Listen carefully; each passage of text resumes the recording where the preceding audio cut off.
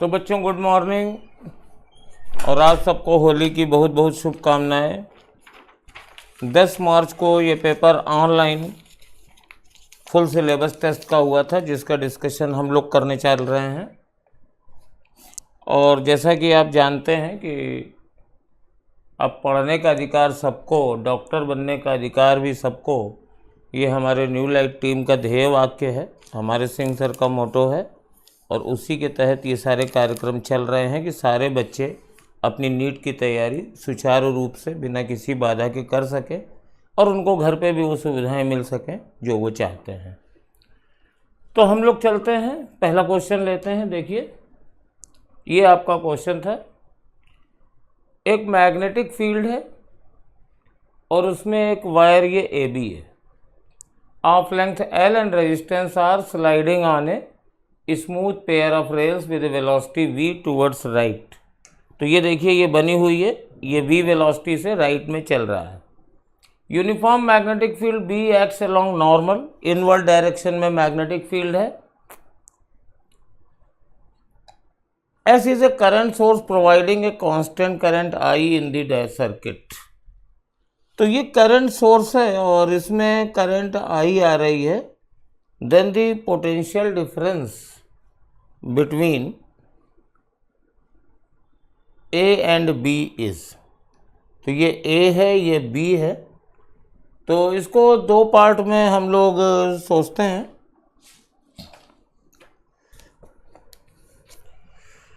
हमारे पास अगर मान लीजिए कि ये मैग्नेटिक फील्ड है, इनवर्ड डायरेक्शन में बना दें, और ये v वेलोसिटी से चल रही है, तो इसमें एक मोशनल ईएमएफ जनरेट हो जाएगा। मोशनल ईएमएफ, उसका फार्मूला आप जानते हैं कितना होता है, वेलोसिटी इनटू मैग्नेटिक फील्ड और इनटू लेंथ। और डायरेक्शन इसकी इस तरीके से निकालते हैं, फ्लेमिंग राइट हैंड रूल से निकालते हैं। तो देखिए, मैं लगाता हूँ, मैग्नेटिक फील्ड अंदर की ओर है और मोशन का ईएमएफ हमारे पास मोशन राइट साइड में हो रहा है। तो ये डायरेक्शन इंड्यूस करंट की आती है। तो इंड्यूस करंट इसमें ऐसे ऊपर की ओर होगी, तो ये टर्मिनल पॉजिटिव होगा, ये टर्मिनल नेगेटिव होगा। तो इसको अगर A कहा है और ये B कहा है, तो VA minus VB is equal to cell की तरह बिहेव करता है ये। तो पॉजिटिव टर्मिनल ऊपर होगा। ये मत समझिए कि जो हमारे पास करंट है वो हायर टू लोअर, इसको प्लस मत मानिएगा, प्लस ये मानेगा ये सेल के अंदर वाली चीज़ है। तो सेल है तो सेल के अंदर करंट निगेटिव टू पॉजिटिव चलती है। तो VA minus VB is equal to VBL हो गया। ये कहानी तब थी जब ये करंट सोर्स ना होता, ये करंट सोर्स ना होता तो ये पोटेंशियल डिफरेंस होता है। लेकिन this is a current source और इसमें हमारे पास करंट भी बहेगी और इसका रेजिस्टेंस R है। तो अगर ये करंट हम ऐसे ही बहाते हैं तो ये पॉजिटिव टर्मिनल है और ये नेगेटिव टर्मिनल है, तब पोटेंशियल डिफरेंस ओम्स लॉ से IR हो जाएगा।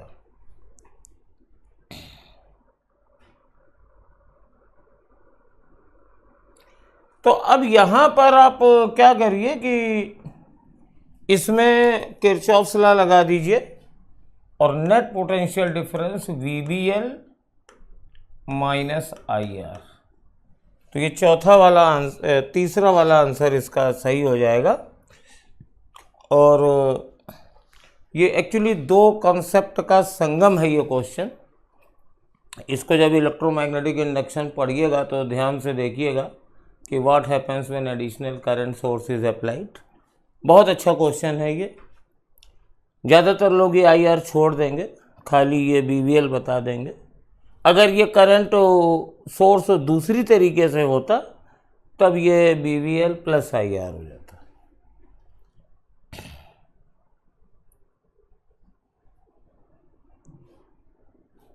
चलिए नेक्स्ट क्वेश्चन पे चलते हैं। A particle move from position R1 to R2, और ये फोर्स है तो ये बहुत ही सिंपल है, इसको हमें करने में ज़्यादा दिक्कत नहीं होगी। F बराबर हो जाएगा 4I प्लस J और प्लस 3K, और डिस्प्लेसमेंट हो जाएगा vector R2 minus vector R1, तो 14I माइनस 3I, इसमें से इसको माइनस कर दीजिए तो 11I, 13 माइनस 2 11J, और 9 माइनस माइनस 6 15K। अब वर्क डन का फॉर्मूला, वर्क डन बराबर F डॉट S, तो प्रोडक्ट ले लीजिए, 4 और 11 44, और 1 और 11 खोली 11, और यह हो गया 45, तो ये हमारे पास हो जाएगा 55 और ये 45, तो योर वर्क डन या my work done is 100 joule. ये क्वेश्चन काफ़ी सिंपल टाइप का था, डायरेक्ट ट्रेडिशनल क्वेश्चन था, परंपरागत, इसको करते हैं। अब चलिए थर्ड क्वेश्चन पे चलते हैं।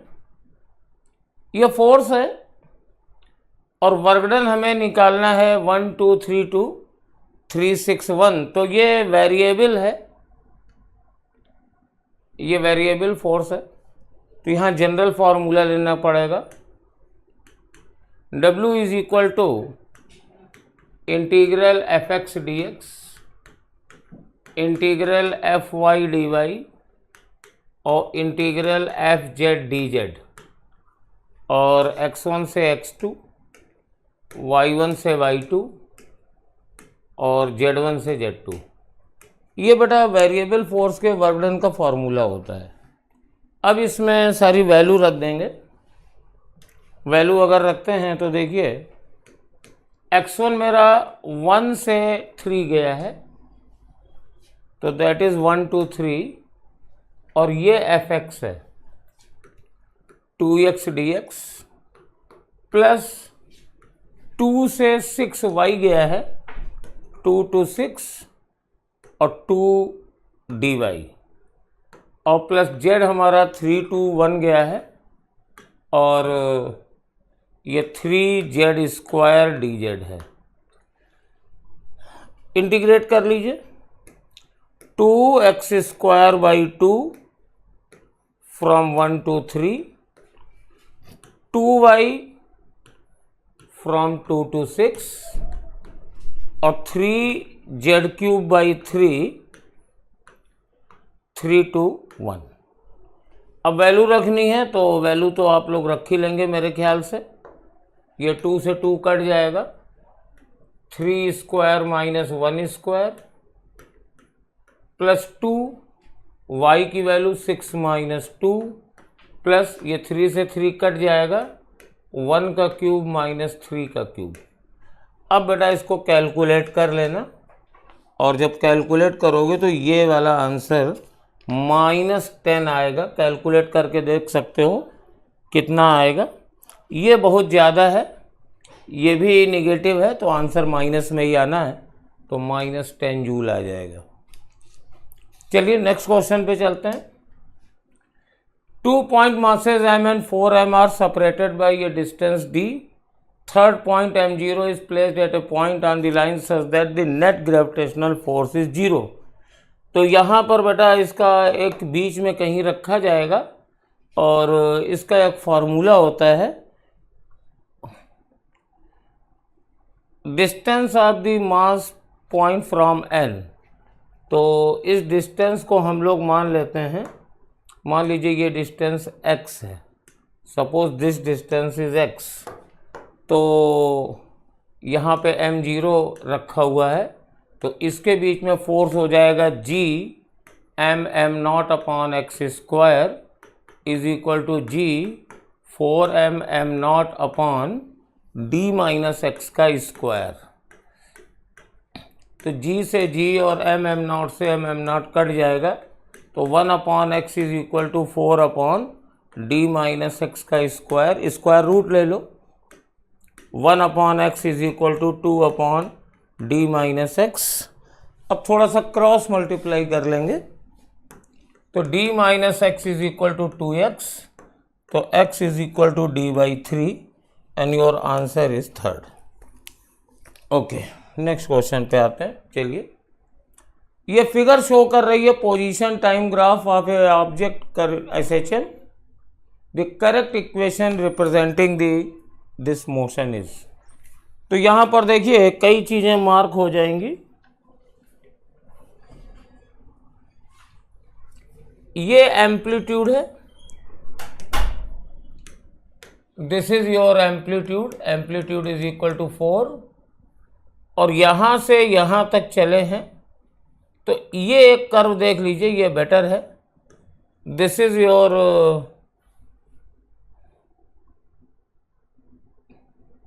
कितना होगा टाइम, ये t/2, तो t/2 इज इक्वल टू 11 - 5 यानी 6, तो t बराबर 12, तो ओमेगा बराबर 2π/t, तो 2π/12, तो दिस इज π/6। अब यहाँ से काफ़ी हद तक आप देख सकते हो, चेक कर सकते हो, t के कॉफिशिएंट π/6 होना चाहिए और एम्पलीट्यूड 4 होना चाहिए। तो 2 साइन ये गलत हो जाएगा, यहाँ पे ओमेगा नहीं मैच कर रहा है, ये गलत हो गया। t का कॉफिशिएंट π/6 चाहिए, और ये दोनों जो हैं हमारे पास चल रहे हैं, ये भी 4 sin π/6t है और ये भी 4 sin πt/6 है। तो अब फेज के लिए देखते हैं।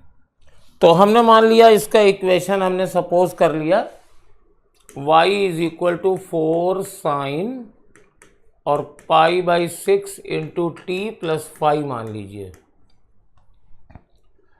और अब हम यहाँ पर इसको चेक कर लेते हैं। t बराबर 0 पर y बराबर 2 है, तो 2 is equal to 4 sin πt/6 और प्लस 5, और अब हम t की जगह 0 रख देंगे तो ये टर्म 0 हो गया, तो sin 5 बराबर 1/2 आ गया। तो 5 की दो वैल्यूज़ आ जाएंगी, एक 30 डिग्री और एक आ जाएगी 150 डिग्री। लेकिन यहाँ की वेलोसिटी पॉजिटिव है, इसलिए हम लोग 30 डिग्री अडॉप्ट करेंगे, तो 5 की वैल्यू हम ले लेंगे π/6। अगर ये वाला ग्राफ की इनिशियल वेलोसिटी निगेटिव होती, इसका स्लोप निगेटिव होता, तब हम दूसरी वाली वैल्यू लेते। तो मेरे पास 4th आंसर इसका सही माना जाएगा, 4th आंसर ही सही है। यहाँ पर ये क्वेश्चन बड़े इंटरेस्टिंग रहते हैं, और 5 पे ज़रा विशेष ध्यान रखा करिए कि यहाँ पे दो चीज़ें देखनी पड़ती हैं, क्योंकि कोई भी तुम जैसे sin 5 निकालोगे, कुछ आ जाएगा इनिशियल कंडीशन रख के, तो दो वैल्यूज़ होंगी, तो दूसरी वैल्यू वेलोसिटी से कंसीडर होती है। उम्मीद है समझ गए होंगे। अब देखिए ये फिर एक SHM का क्वेश्चन है। यहाँ पे कोई पार्टिकल SHM कर रहा है, ये मान लीजिए मीन पोजीशन है x बराबर 0 और दो पोजीशन है x1 और x2, और यहाँ पे इनकी वेलोसिटीज़ v1 एंड v2 है और टाइम पीरियड निकालना है। तो वेलोसिटी का फार्मूला लगाइए, v बराबर ओमेगा √a² माइनस x²। तो v1 बराबर ओमेगा √a² माइनस x1² और v2 बराबर ओमेगा √a² माइनस x2²। ये दोनों वैल्यू आ गई, इनसे ओमेगा निकालना है। तो आप ऐसा करिए, यहाँ से ओमेगा निकालने के लिए अगर डिवाइड कर दोगे तो a निकलेगा, और अगर a की वैल्यू निकाल करके रख दोगे तो ओमेगा निकलेगा। तो इसको हम डिवाइड नहीं करेंगे, हम सीधे ओमेगा नहीं निकालेंगे। हम क्या करेंगे, ऐसे करेंगे, v1² is equal to omega a² minus omega x1²। हमने स्क्वायर कर दिया, मल्टीप्लाई कर दिया, और v2² बराबर ओमेगा² a² माइनस ओमेगा² x2²। अब इन दोनों इक्वेशन को मैं माइनस कर दे रहा हूँ, तो ये टर्म कट जाएगा, तो v1 square minus v2 square is equal to omega square x2 square minus x1 square. तो अब देखो ओमेगा मिल जाएगा, ओमेगा कितना हो जाएगा, ओमेगा बराबर under root v1 square minus v2 square upon x2 square minus x1 square. अब match कराओ, यहाँ प्लस आ गया गड़बड़ है, यहाँ प्लस आ गया गड़बड़, यहाँ पे x2 स्क्वायर ऊपर आ गया गड़बड़ है, नहीं अभी ओमेगा निकला है, टाइम पीरियड निकालते हैं, t बराबर 2 पाई अपॉन ओमेगा, तो ये आ जाएगा x2 square minus x1 square upon v1 square minus v2 square. तो ये प्लस आ गया गड़बड़ है और ये सही है, ये यही आंसर है, ये प्लस आ गया ये गड़बड़ है, और यहाँ पे v1 माइनस v2 है, ये x1 माइनस x2 है, और यहाँ पे ऊपर x2 माइनस x1 है, नीचे v1 माइनस v2 है, और वैसे भी x ऊपर आएगा v नीचे आएगा, तो ये गड़बड़ है। सेकंड वाला इसका आंसर सही है। सिंपल फार्मूले का एप्लीकेशन था, दोनों में वैल्यू रखो माइनस कर दो आ जाएगा। अगर a निकालना हो तो और सिंपल है, इन दोनों को डिवाइड कर देना, ओमेगा कट जाएगा, a की वैल्यू क्रॉस मल्टीप्लाई करके निकल आएगी। चलिए इस 6 से क्वेश्चन था। अब 7th वाला देखते हैं, और ये 7th वाला क्वेश्चन दो पार्टिकल्स इक्वल मासेस के हैं mm, और ऐसे ये घूम रहे हैं r रेडियस के सर्किल पर, और मान लीजिए दोनों की स्पीड v है, ये v है ये भी v है, और ये सर्किल पर घूम रहे हैं। फोर्स जो लग रहा है इनके बीच में सिर्फ ग्रेविटेशनल फोर्स लग रहा है, इस पर भी इस पर भी, तो ये gravitational force gm square upon 2r का होल स्क्वायर, ये डिस्टेंस है, that provide the centripetal force, तो mv स्क्वायर अपॉन r, तो ये एक m से ये m कट गया और ये बचा gm upon 4r is equal to v square, एक r से ये स्क्वायर वाला भी कट गया, तो मेरे पास वेलोसिटी बराबर हो जाएगी under root gm upon 4r। ये आ गया सेकेंड वाला। सिंपल क्वेश्चन था, बहुत इंपॉर्टेंट है, इसका एक्सटेंशन भी आ सकता है। यहाँ दोनों डायमेट्रिकली अपोजिट थे, ट्रायंगल बनाते हुए 3 ले सकते हैं, स्क्वायर बनाते हुए 4 ले सकते हैं। घर पे सबकी प्रैक्टिस कर लीजिएगा, सबके मासेस बराबर होंगे, सबकी डिस्टेंसेस बराबर होंगी। अब यहाँ पर ये जो हमारे पास है, ये हमारे पास x पूछ रहा है, तो ये फार्मूला है, तो x बराबर होता है, डायरेक्ट फार्मूला लगा दीजिए, प्रोजेक्टाइल मोशन क्या लगा के करें, थर्ड वाला आंसर है इसका, 8वें का थर्ड है। और ये बेटा फार्मूला होता है कि अगर ये पूरी हाइट h है और h पे होल किया जाए, तो ये एक तरीके से फार्मूला पूछा गया है, ये थर्ड वाला क्वेश्चन है। क्लास में आपको इसका प्रूफ जरूर बताया गया होगा, प्रूफ की कोई ज़रूरत नहीं है। यहाँ की इफ्लक्स वेलोसिटी होती है अंडर रूट 2gd हो जाएगी, क्योंकि ये फ्री सरफेस से डिस्टेंस d है, और ये x वाले के लिए आता है 2 total height h minus D और d। इसमें एक रिजल्ट और बहुत इम्पॉर्टेंट रहता है कि कहाँ पे होल किया जाए कि ये रेंज मैक्सिमम हो जाए, तो जब ये होल ठीक h/2 पे किया जाए तब ये वाली रेंज मैक्सिमम जाती है, बीच में बिल्कुल। तो वो एक रिजल्ट इसका और याद कर सकते हैं, वो भी पूछा जाने लायक है। ये थ्योरेटिकल क्वेश्चन है, does not represent one dimensional real motion, तो ये नहीं हो जाएगा क्योंकि टाइम कभी डिक्रीज नहीं हो सकता, या फिर ऐसे समझ लो कि एक टाइम पे 2 वेलोसिटी नहीं हो सकती। सिमिलरली ये कॉर्नर आ गया, ये भी नहीं हो सकता है।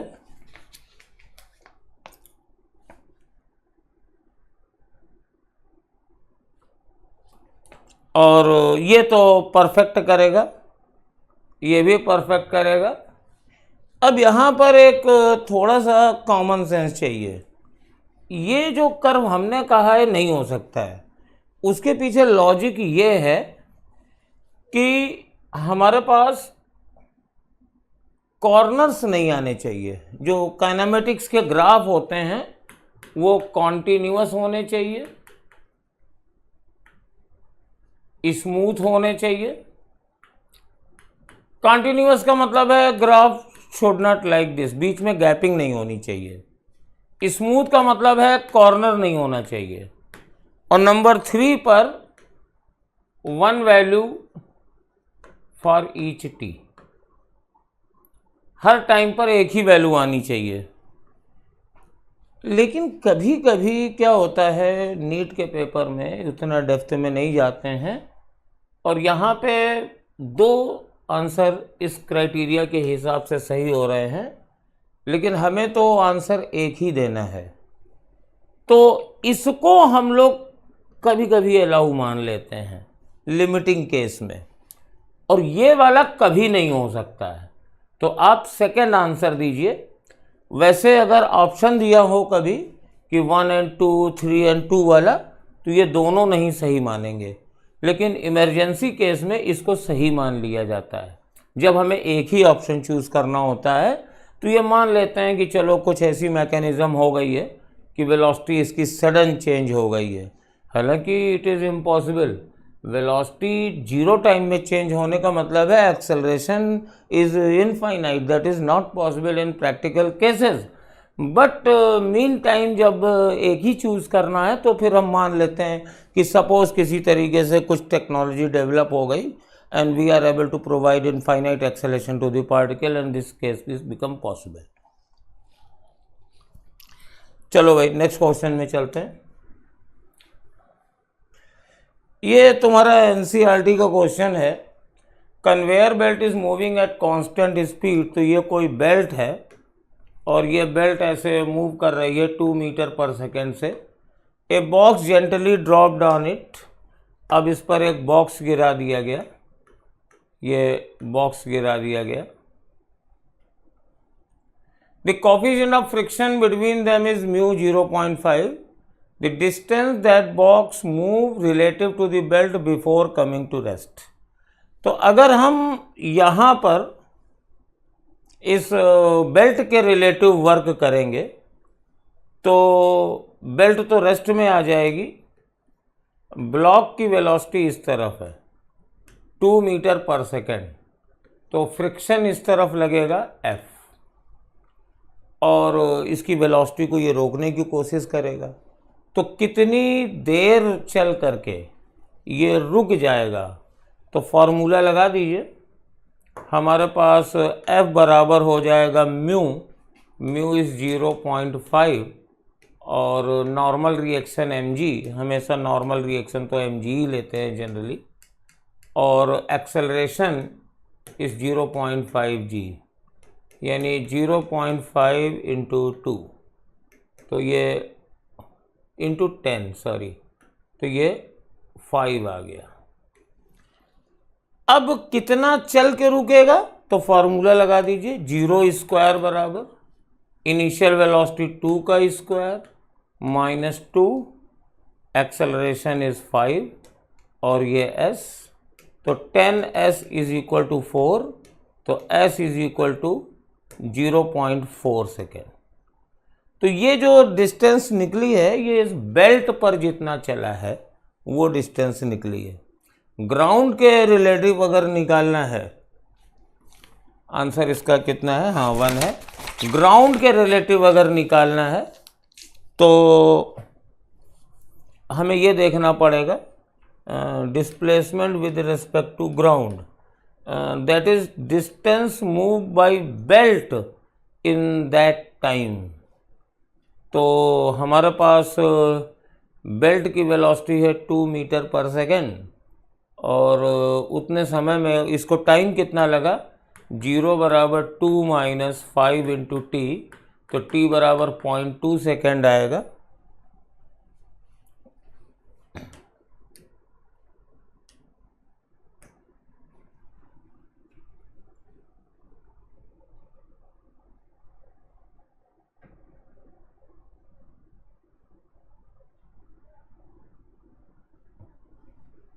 टाइम मैंने गलत निकाल दिया है, दैट इज t बराबर 2/5, दैट इज 0.4। तो distance travelled by block, distance travelled by belt is 2 × 0.4 यानी 0.8 मीटर। तो ये वाला ब्लॉक ग्राउंड के रिलेटिव कितना चला? तो हमारे पास distance travelled with respect to belt that is -0.4 और प्लस 0.8, तो वो आंसर भी 0.4 मीटर ही आएगा। तो लेकिन ये विद रिस्पेक्ट टू ग्राउंड निकला है और ये पॉजिटिव है, इधर है, और बेल्ट के रिलेटिव ये 0.4 इधर नेगेटिव में है। तो ये मैकेनिक्स की बारीक सी बातें हैं। अब ये बहुत ही बढ़िया क्वेश्चन है, ये बहुत ही बढ़िया क्वेश्चन है।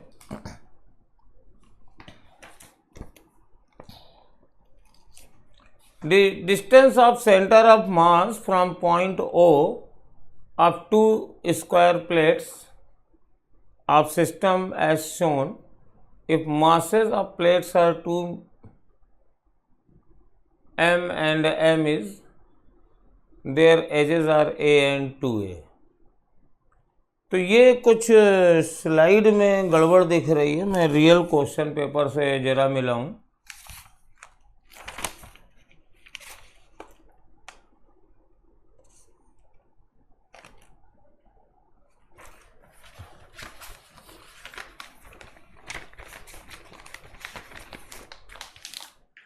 तो ये 2m और m ही दिया है तो ठीक है, और ये डिस्टेंसेस a और 2a है।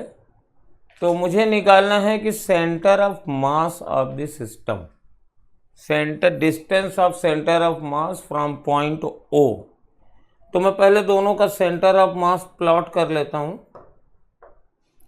तो इसका सेंटर ऑफ मास यहाँ कहीं होगा और ये डिस्टेंस इसके कोऑर्डिनेट a/2 और a/2 हो जाएंगे, और इसका सेंटर ऑफ मास इस स्क्वायर के सेंटर पर होगा और इसके कोऑर्डिनेट कितने देख लीजिए, ये a है और ये 2a का आधा, तो यानी इसके x कोऑर्डिनेट 3a हो जाएगा और y कोऑर्डिनेट में -a आ जाएगा क्योंकि ये नीचे की ओर है।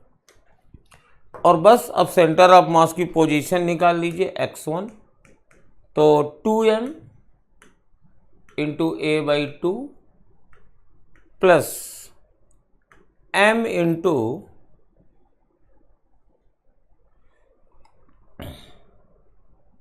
3a और डिवाइडेड बाई 2m + m। तो ये 2 से 2 कट गया, 4ma/3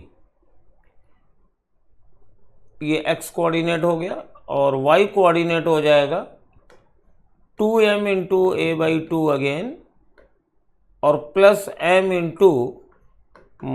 -a, m × -a upon 3m। तो ये कट जाएगा, ये 0 आ रहा है, यानी कि मेरे पास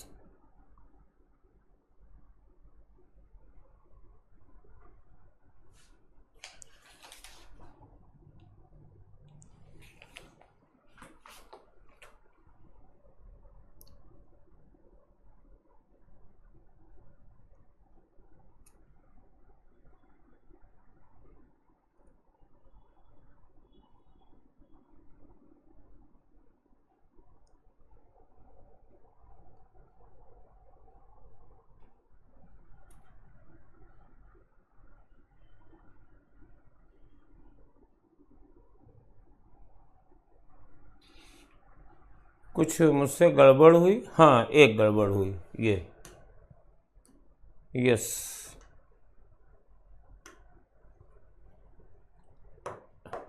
this is a and this is a, तो ये 2a हो जाएगा, राइट।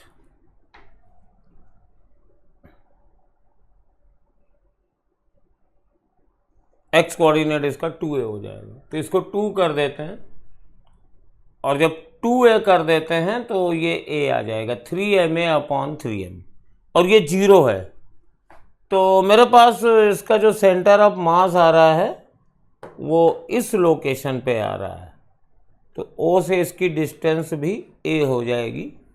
ये आंसर सही है, 11। चलिए अब नेक्स्ट क्वेश्चन पे आते हैं। The resultant capacitance of given circuit is, तो P और Q के बीच में निकालना है, तो 1 बाई 1 करके तोड़ते चलते हैं। तो पहले इन दोनों को देखते हैं, तो ये पैरेलल में है, C और C 2C हो गया है। तो क्या दोबारा इस सर्किट को बनाएं? हाँ, बना लेते हैं। ये P है, ये 2C है, ये फिर 2C है, और ऐसे आया है, ये C है, और इसके बाद 2C के बाद, और ये जो C और C है इनका मैंने 2C निकाल लिया है, तो ये 2C हो गया। अब देखो इस पे ध्यान देखो, तो ये 2C और 2C सीरीज में है, तो ये C हो जाएंगे। ऑफ कोर्स आगे भी ऐसे है, ये 2C, तो ये C हो गया, और C और C फिर मेरे पास 2C हो गया। तो अगला सर्किट ये बनेगा 2C और 2C, और ये 2C,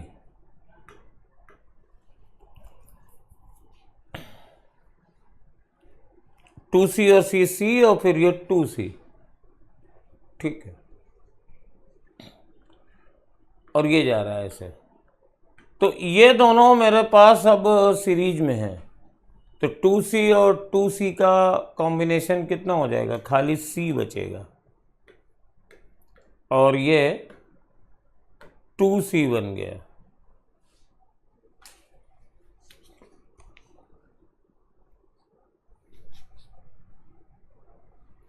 और ये दोनों पैरेलल में है, तो answer is 3C। Easy question था, थोड़ा लंबा क्वेश्चन था, लेकिन उतना लंबा नहीं था, हमें समझाने में टाइम लगा है, फटाफट चलेंगे। ये 2C हो गया, 2C फिर C हो गया, C और C फिर 2C हो गया, 2C और 2C C हो गया, और C और 2C पैरेलल 3C। ओरल भी क्वेश्चन था, स्टेप ज़्यादा थे लेकिन सारे स्टेप ओरल किए जा सकते थे। अगला देखते हैं। The magnetic force per unit length on a wire carrying a current of 10 ampere and making an angle of 45 degree with the direction of uniform magnetic field of 0.020 Tesla is. तो मेरे पास force on wire हो जाएगा I into B into L, और ये per unit length है तो L की जगह आप 1 ले लीजिए, और एंगल 45 डिग्री, तो साइन 45 इज 1/√2। तो ये आ जाएगा 2, 10 इंटू 0.2 इज 2/√2। तो आंसर इज, बस यही आंसर है, 2/√2, सेकेंड वाला 2/√2 न्यूटन पर मीटर।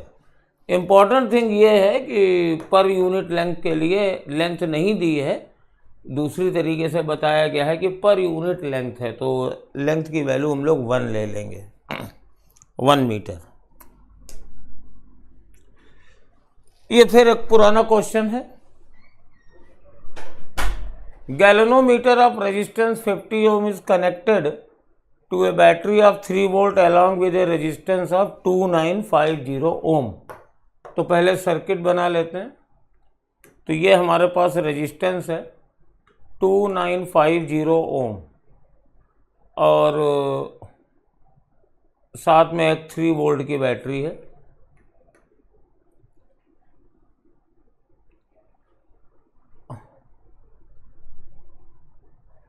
और साथ में एक गैल्वेनोमीटर लगा हुआ है, और गैल्वेनोमीटर का रेजिस्टेंस खुद 50 ओम है। और ये हमारे पास 3 वोल्ट की बैटरी है।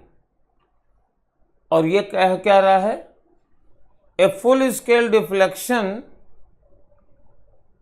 Of 30 divisions is obtained in the galvanometer.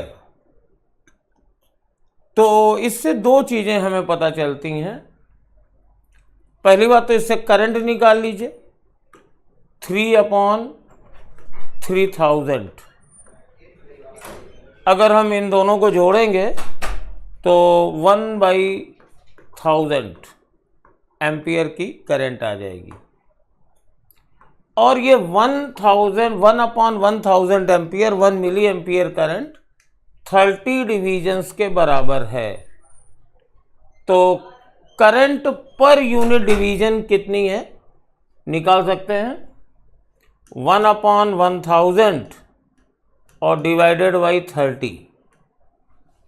पहली बात तो ये पता चल गई, करंट पर यूनिट डिवीजन। अब हम कहते हैं कि ये रेजिस्टेंस कितना लगाएं, सपोज R लगाएं कि करंट सिर्फ 20 डिवीजन्स की बने। यानी मुझे करंट कितनी चाहिए, करंट मुझे चाहिए, ये 1 डिवीजन की करंट है, तो 20/1000 इंटू 30 मुझे इतनी करंट चाहिए। फार्मूला फिर लगा दीजिए, आपकी करंट मालूम है, 20/1000 into 30 equal to 3। Potential difference तो वही है। और ये R+50 कर लीजिए, ये R+50 कर लीजिए। तो R+50 बराबर कितना हो गया, देखिए ये 0 0 काट दीजिए, ये 50 हो गया। तो 50 इंटू 30, तो 5 टाइम 15, 1500 और इंटू 3 4500 हो गया। तो R बराबर मुझे चाहिए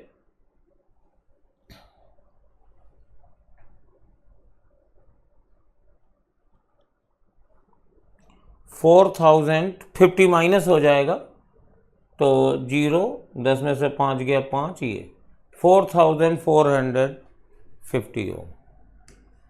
तो ये एक अच्छा क्वेश्चन था, सर्किट भी यूज़ कराया उन्होंने और गैल्वेनोमीटर का कॉन्सेप्ट भी दिया। नेक्स्ट क्वेश्चन पे आते हैं। ये सिंपल क्वेश्चन है, मैग्नेटिक ससेप्टेबिलिटी और टेम्परेचर के बीच का graph.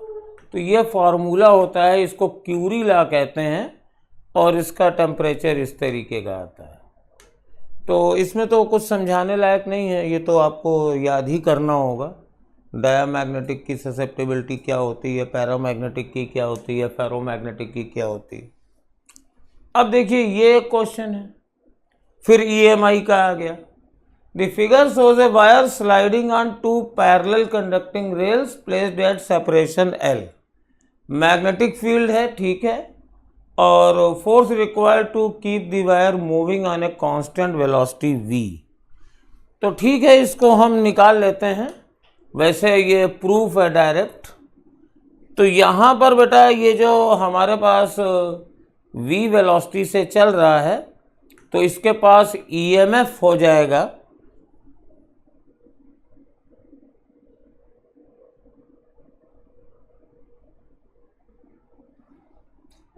Velocity into magnetic field into L।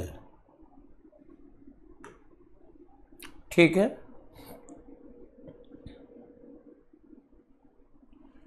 इसकी वजह से कुछ करंट प्रोड्यूस होगी। तो करंट कितनी प्रोड्यूस हो जाएगी, VBL/R। और बेटा इस करंट की वजह से इस वायर पे एक फोर्स लगेगा। तो ध्यान देना जरा, हमारे पास ये जो इधर की ओर चल रहा है, तो ये टर्मिनल पॉजिटिव है, ये नेगेटिव है, करंट ऐसे जा रही है। तो जब IBL हम लगाएंगे तो I इज VBL/R, और ये हो जाएगा B² और ये L²। तो ये फोर्स बेटा किधर आएगा, फ्लेमिंग लेफ्ट हैंड लगाओ, तो मैग्नेटिक फील्ड, करंट, फोर्स इधर लगेगा। तो अगर आप चाहते हो कि ये लगातार इधर चलता रहे तो मुझे V(B²L²/R) इतना फोर्स चाहिए।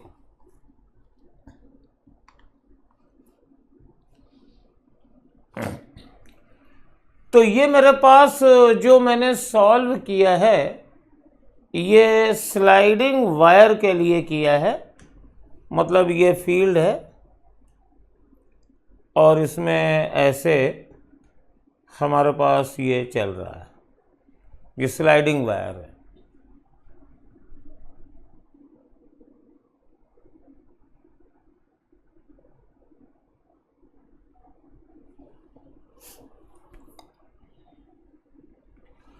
इसमें आंसर 0 दिया है तुम लोगों को, ये आंसर 0 दिया है।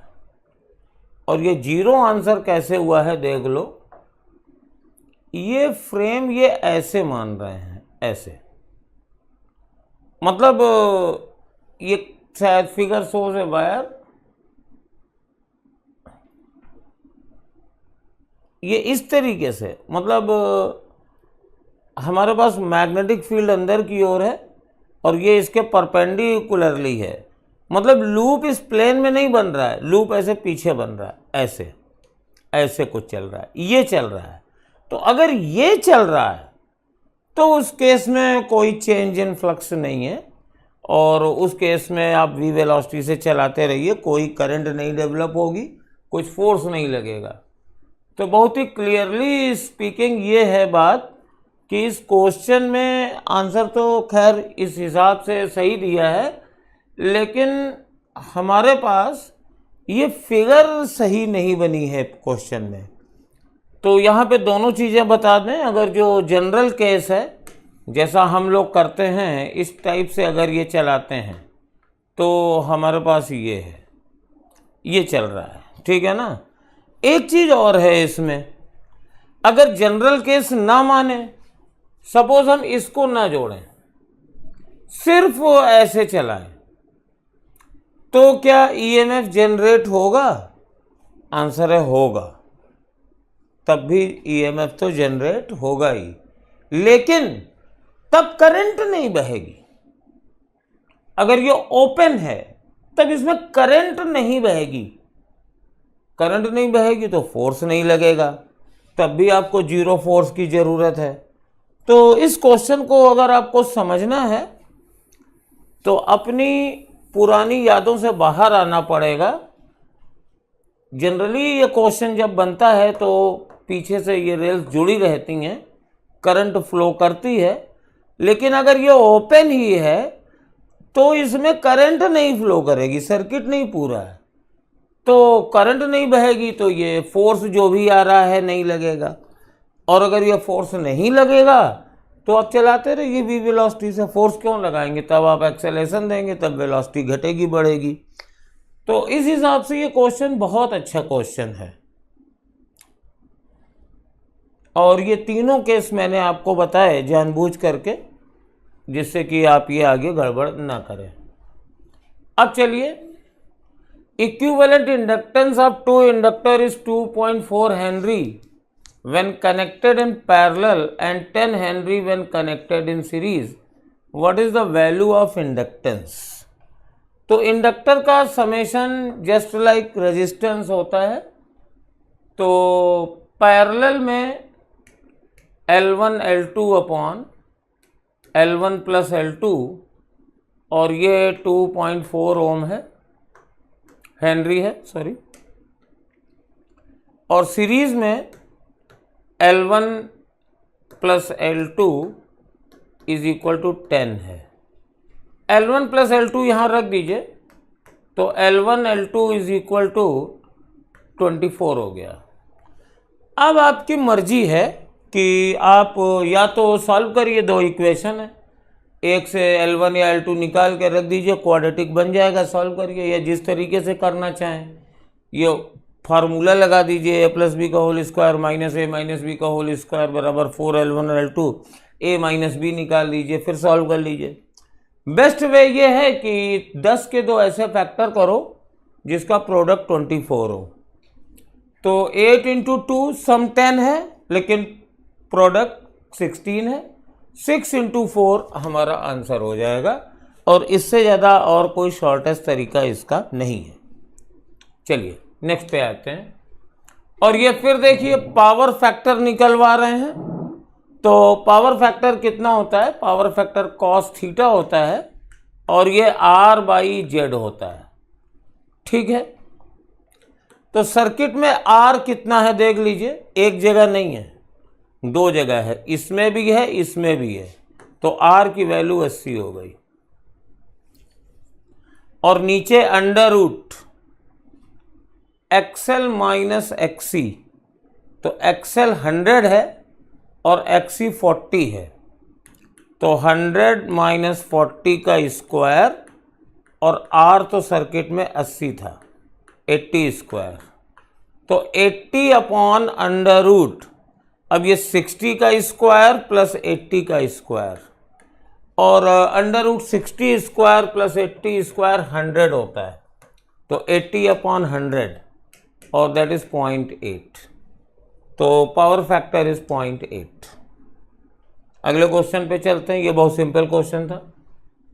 Potential difference between VA minus VB, Kirchhoff law लगाएंगे। चलिए किरचॉफ लॉ लगाते हैं। पहले VA लिख दीजिए, इधर चलेंगे तो ड्रॉप होगा, तो 2 इंटू 2, इसमें भी ड्रॉप होगा -3, इसमें भी ड्रॉप होगा -2 इंटू 1 और बराबर VB आ गए। तो VA minus VB is equal to 4 और 3 7, 7 2 9 आ गया, तो 9 वोल्ट आंसर हो गया। किरचॉफ लॉ ओपन सर्किट में भी इस तरीके से लगाया जा सकता है।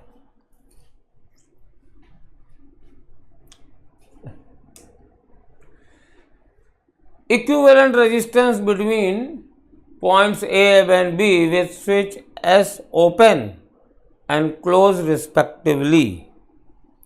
तो यहाँ पर एक काम करते हैं कि किसी भी तरीके से कर लेते हैं, क्योंकि हमारे पास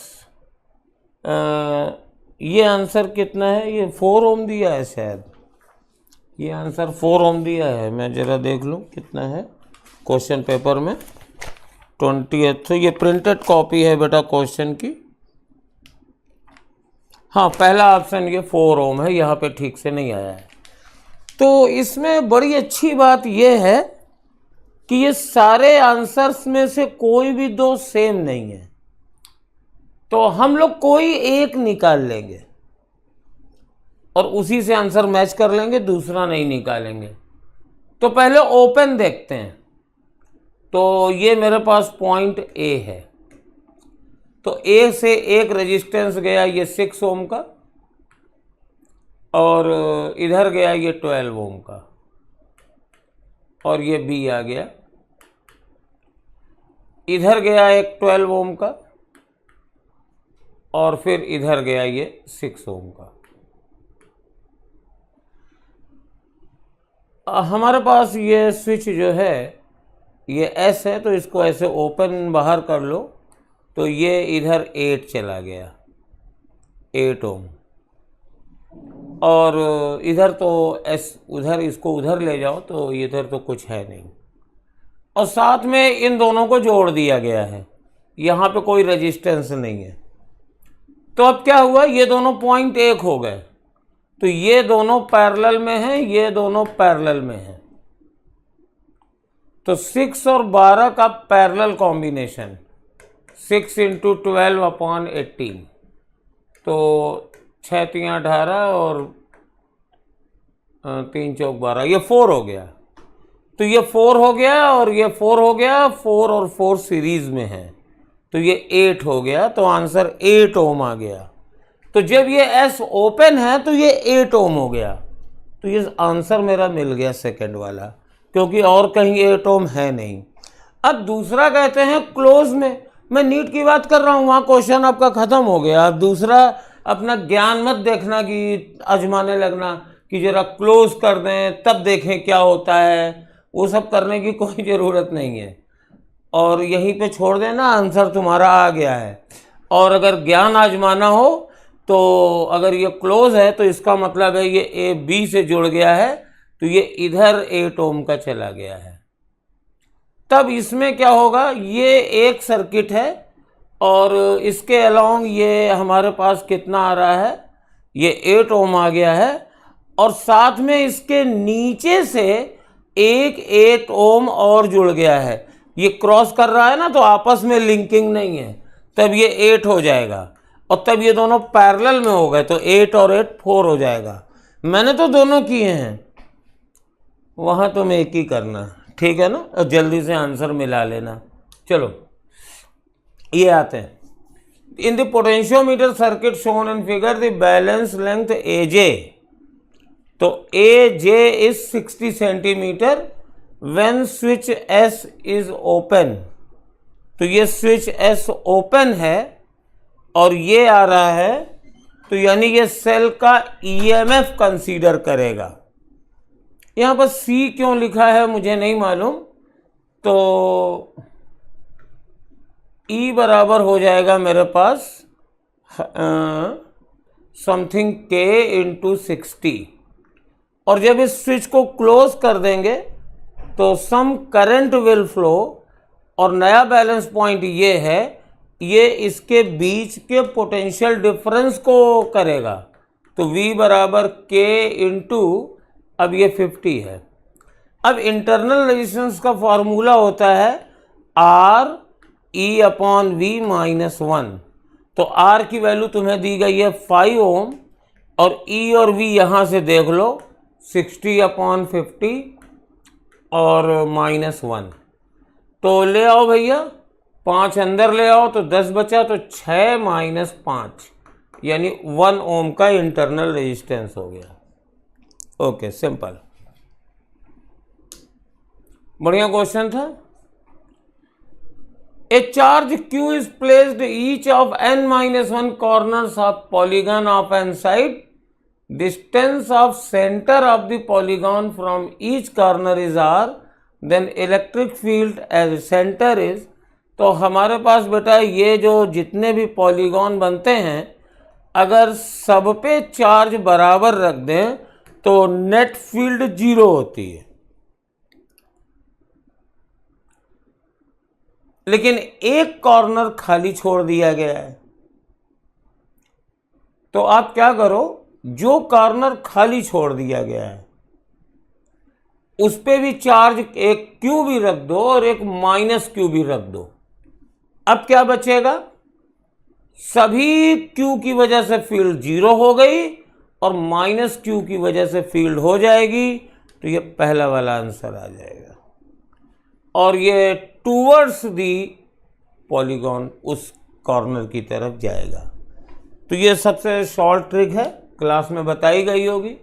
फर्स्ट लॉ ऑफ थर्मोडायनेमिक्स पूछ रहे हैं, तो डेल्टा यू बराबर क्यू माइनस डब्ल्यू हम लोग फिजिक्स में लेते हैं और केमिस्ट्री वाले ये ले लेते हैं, तो हम लोग तो फिजिक्स हैं तो यही वाला आंसर सही मानेंगे। और heat given to a system Q बराबर 35 जूल है और work done by the system is 15 है, तो डेल्टा U बराबर Q माइनस डब्ल्यू, तो 20 आ गया। अब इससे सिंपल क्वेश्चन तुम्हें क्या मिलेगा, इससे साधारण क्वेश्चन। चलिए नेक्स्ट पे आते हैं। The first law of thermodynamic is basically same as, तो ये तो भाई कंजर्वेशन ऑफ एनर्जी होता है। तो इस तरीके से इस पेपर के जो ऑनलाइन आपका हुआ, ये 25 क्वेश्चन किए, कुछ क्वेश्चन ज़रूर इसमें अच्छे थे, बाकी सब ठीक थे। आगे के 25 क्वेश्चन आपको हमारे दूसरे साथी कराएंगे। And very very thank you for watching. Hello बच्चा पार्टी, ठीक है, ये जो होली का जो 4th वाला मीन्स 10th को आपका जो पेपर है उसके सॉल्यूशन के लिए हम लोग हैं। ठीक, तो आपका जितना 1 to 25 आरडी सर ने कराया ही होगा, देन आफ्टर हम कराने जा रहे हैं 26 to 50 तक का। ठीक है, तो स्टार्ट करते हैं बच्चा पार्टी। तो होपफुली अच्छा रहा होगा आपका, होली ज़बरदस्त रहा होगा। ठीक है, तो स्टार्ट करते हैं। आपका क्वेश्चन है बच्चे, if R is equal to universal gas constant, the amount of heat needed to raise the temperature of 2 mole of an ideal monoatomic gas from 273 kelvin to 373 kelvin when no work is done. अगर no work is done है, इसका मतलब given heat only converted किस में हो रहा है? आपको पता है किस में कन्वर्ट हो रहा होगा? केवल इंटरनल एनर्जी में। मीन्स हम कह सकते हैं कि Q इज इक्वल टू जो आपका हो रहा होगा, Q इज इक्वल टू आपका कन्वर्ट जो हो रहा होगा वो हो रहा होगा म्यू CB डेल T, यही हो रहा होगा बच्चा party. Means R universal constant, means temperature कह रहा है कहां से कहां, CB कितना बचे, मोल कितना दिया है, 2 मोल है, मोनो एटॉमिक है। अब बताओ मोनो एटॉमिक का CV कितना होता है? मोनो एटॉमिक का CV कितना होता है? आपको पता है 3/2R होता है, ठीक है ना। तो देन अगर हम सारी वैल्यूज पुट करें इस इक्वेशन में, देन आपको क्या मिलेगा बच्चे? म्यू की जगह 2 आएगा, CV की जगह आपका आएगा बच्चे 3/2R, और डेल के बताओ डेल T बताओ कितना चेंज है। तो आप देख रहे हो कितना चेंज है बच्चे, 100 का चेंज है। समझ में आ गया होगा यार, सिंपल क्वेश्चन है, दैट्स वाई बहुत ज्यादा एक्सप्लेन नहीं करते, ये कैंसिल आउट। और यहां आपको कितना मिलने जा रहा है बच्चे? 300R, ठीक है ना। तो 300R ये जो है आपका, यही क्या हो जाएगा आपका, यही आपका हीट जितना रिक्वायर्ड होगा वो आपका हो जाएगा। क्लियर हो गया होगा बच्चा पार्टी। नेक्स्ट क्वेश्चन पे आ जाते हैं बच्चे, ठीक है, नेक्स्ट पे आ जाते हैं। In transverse wave motion of the particle is dash, means आपको फील करना है क्या, the wave direction of propagation, ठीक है ना। मीन्स जो आपका क्या रहा है कि जो पार्टिकल होते हैं ट्रांसवर्स वेव में वो कैसी मोशन करते हैं, मीन्स कैसे वो वाइब्रेट करते हैं। तो देन आपको तो पता ही है ना भाई कि ट्रांसवर्स वेव क्या करता है, ऐसे कुछ मूव करता है। मीन्स इसके पार्टिकल कैसे वाइब्रेट करते हैं, मीन्स इस मीन पोजीशन के कैसे, परपेंडिकुलरली। क्लियर होएगा, आपका ट्रांसवर्स ऐसे करता है, लॉन्गिट्यूडनल क्या होता है, मीन पोजीशन के पैरेलल करता है। तो आपका सिंपल सा आंसर होगा कौन सा बच्चे, परपेंडिकुलर। आ रहा होगा सबको समझ में, ठीक है, बहुत इजी क्वेश्चन है बच्चे, ठीक है। नेक्स्ट पे आ जाते हैं। A sound wave is an example of, अब देखो साउंड वेव कैसे चलता है, जैसे मैं बोल रहा हूं तो मेरी आवाज आप तक कैसे रीच करती है, या मींस कहीं बगल जो भी है कोई भी सुनेगा तो कैसे सुनता है भाई, आप मेरी आवाज जो जा रही है यहां जितने भी ऑडियंस होगा, जितने लोग बैठे हैं उन तक कैसे जाता है, मेरी आवाज यहां वाइब्रेशन जनरेट करती है, पार्टिकल्स अगले पार्टिकल को वाइब्रेट कराते हैं, फिर अगला अगले अगले अगले, इस तरीके से आपके कान के पास वाला जो पार्टिकल होता है वो आपके कान के ईयर ड्रम को वाइब्रेट करता है। क्लियर है इतनी बात। तो मींस क्या आ रहा है, कैसे जा रहा है, मींस एक तरीके से पुश कर रहा है, फिर अगला अगले को पुश कर रहा है, अगले अगले को। तो ये बताओ पैरेलल हो रहा है या परपेंडिकुलरली हो रहा है। तो सिंपल सा कैसा हो रहा है, पैरेलल हो रहा है। तो पैरेलल को ट्रांसवर्स बोलते हो या लॉन्गिट्यूडनल, लॉन्गिट्यूडनल बोलते हो। तो मींस आपको समझ में आ गया होगा साउंड वेव किसका एग्जांपल है, लॉन्गिट्यूडनल का एग्जांपल है बच्चा, ठीक है ना। नेक्स्ट आ जाते हैं बच्चे, कह रहा है कि the amplitude of wave is a measure of its. अब देखो एम्पलीट्यूड क्या चीज मेजर करता है, ठीक है। तो अब अगर हम इसमें ऑप्शन की बात करें, फ्रीक्वेंसी एम्पलीट्यूड कहीं से रिलेशन नहीं है। हाँ, इंटेंसिटी की बात करें तो हमें पता है I is directly proportional to the square of the amplitude. बात क्लियर होगी बच्चे, ठीक है। ये तो हो ही गया, वेवलेंथ नहीं, नन ऑफ दीज में समझ गए, ये आपका ऑप्शन सही है। नेक्स्ट आ जाए बच्चे, कह रहा है कि as frequency of a wave increase, अब फ्रीक्वेंसी बढ़ने की बात कर रहा है। तो देखो बच्चे जैसे क्या होता है ना, जैसे मान लो ये कोई आपकी वेव है, अब जब इसकी फ्रीक्वेंसी बढ़ जाती है ना तो देन ये क्या होता है कि ये फ्रीक्वेंसी मतलब ये उतने ही इंटरवल ऑफ टाइम में ज्यादा बार वाइब्रेट करता है। तो देन होता क्या है कि ये ऐसे कुछ वाइब्रेट करने लगता है, मींस इसका जो वेवलेंथ होता है वो क्या कर जाता है, डिक्रीज कर जाता है, मींस नंबर ऑफ ऑक्सीलेशन बढ़ जाता है, दैट्स व्हाई। ठीक है, तो सिंपल सा आइडिया लग गया होगा कौन सा बच्चे, वेवलेंथ आपका क्या कर जाता है, अगर फ्रीक्वेंसी क्या कर रहा है, इंक्रीज कर रहा है, तो वेवलेंथ आपका क्या करेगा, डिक्रीज करेगा। ठीक है, समझ में आ गया होगा। ठीक है, ये वेवलेंथ आपका क्या करने वाला है, डिक्रीज करने वाला है। नेक्स्ट आ जाते हैं बच्चे, हाँ, both real and virtual image of a real object में बी फॉर्म्ड इन, याद करो दो ही चीजें, ये दोनों चीजें एक ही, मींस आपका कॉनकेव मिरर बना सकता है या कॉन्वेक्स लेंस बना सकता है। ठीक है, इसके अलावा कोई नहीं बना सकते हैं। तो सिंपल सा इसका रिप्लाई होएगा, चेक कर लो आप कौन सा है, कॉन्वेक्स मिरर नहीं, प्लेन मिरर नहीं, in both convex and concave mirror. देखो कॉनकेव मिरर तो बना सकता है बट कॉन्वेक्स नहीं बना सकता, एंड कॉनकेव मिरर यहां पर एक ही है, यहां इसके अकॉर्डिंग ओनली, अदरवाइज आप यहां पे क्या कर सकते हो, आपका कॉन्वेक्स लेंस भी बना सकता है। ठीक, सिंपल, आगे होगा समझ में आपको बच्चे। तो fourth is right answer. Next पे आ जाते हैं बच्चे। कह रहा है कि a double convex lens of focal length 6 centimetre, means आपका डबल कॉन्वेक्स है। मींस डबल कॉन्वेक्स का मतलब ये जिसकी दोनों साइड क्या हो, दोनों साइड आपकी कॉन्वेक्स है, उनको हम लोग डबल कॉन्वेक्स बोलते हैं। अब इसका एफ गिवन है कितना बच्चे 6। कह रहा है is made of a glass of refractive index 1.5, means इसका एन कह रहा है कितना है 1.5 है बच्चा party. The radius of curvature of one surface is doubled that of the other surface, means अगर कह रहा है ये आपका आर है तो देन ये कितना है बच्चे, ये कह रहा है 2r है, ठीक है ना। तो आगे बोल रहा है कि the value of smaller radius, means इस r की वैल्यू आपसे पूछ रहा है कितना होगा। तो सिंपल सा आपको फार्मूला पता होगा, बस फार्मूले में पुट करना है। लाइट एक ऐसा पोर्शन है बच्चे जिसमें बस आप फार्मूला पे पुट करो आपका आंसर आ जाता है। तो क्या आ जाएगा बच्चे 1/f is equal to n-1 into 1/r, ये प्लस हो जाएगा। क्यों? क्योंकि ये चीज आप क्या लेते हो, इसको r1 को क्या लेते हो, पॉजिटिव लेते हो, r2 को क्या लेते हो, नेगेटिव, और यहां लगा है माइनस, माइनस माइनस हो जाएगा प्लस, 1 कितना आ जाएगा बच्चे 2r। Put the all values जो गिवन है आपकी, 1/f की जगह बच्चे कितना आ गया 6, यहां पर क्या है n-1, और यहां क्या आएगा बच्चे 1/r। r की वैल्यू कितनी है बच्चे, नहीं गिवन है, मींस वही r आपको शायद फाइंड करना है। एलसीएम कितना आएगा बच्चे 2r, और यहां पर अगर हम लोग देखते हैं तो यहां पर 2 प्लस, एक मिनट बच्चे, हाँ यहां पर कितना आएगा बच्चे 2r, r से करेंगे यहां 2 और 2r से करेंगे तो 1। क्लियर हो गई बात, ठीक है ना। अभी नेक्स्ट आफ्टर हम इसको सॉल्व कर सकते हैं तो कितना आएगा 1/6 और ये है 3, तो इधर आएगा 3n-3 अपॉन 2r। 2 से कट करते हैं बच्चे तो 3 आएगा, 3 से इधर मल्टीप्लाई करें, r इधर करें तो r is equal to 9n-9, 9n-9, या 9 मींस आप समझ गए होंगे बच्चे। तो n की वैल्यू कितनी है बच्चे 1.5 है, ये you can say that 9 into, अब आप यहां n-1 कर लो, हमने ध्यान नहीं दिया n की वैल्यू, तो 1.5 माइनस कितना आ जाएगा बच्चे 1/2 आ जाएगा, 2 से कैंसिल करोगे तो 4.5, तो 4.5 इज योर राइट आंसर। ठीक है बच्चे, समझ में आ गया होगा, ठीक है होपफुली। नेक्स्ट आते हैं बच्चे, सबका सही रहा होगा होपफुली।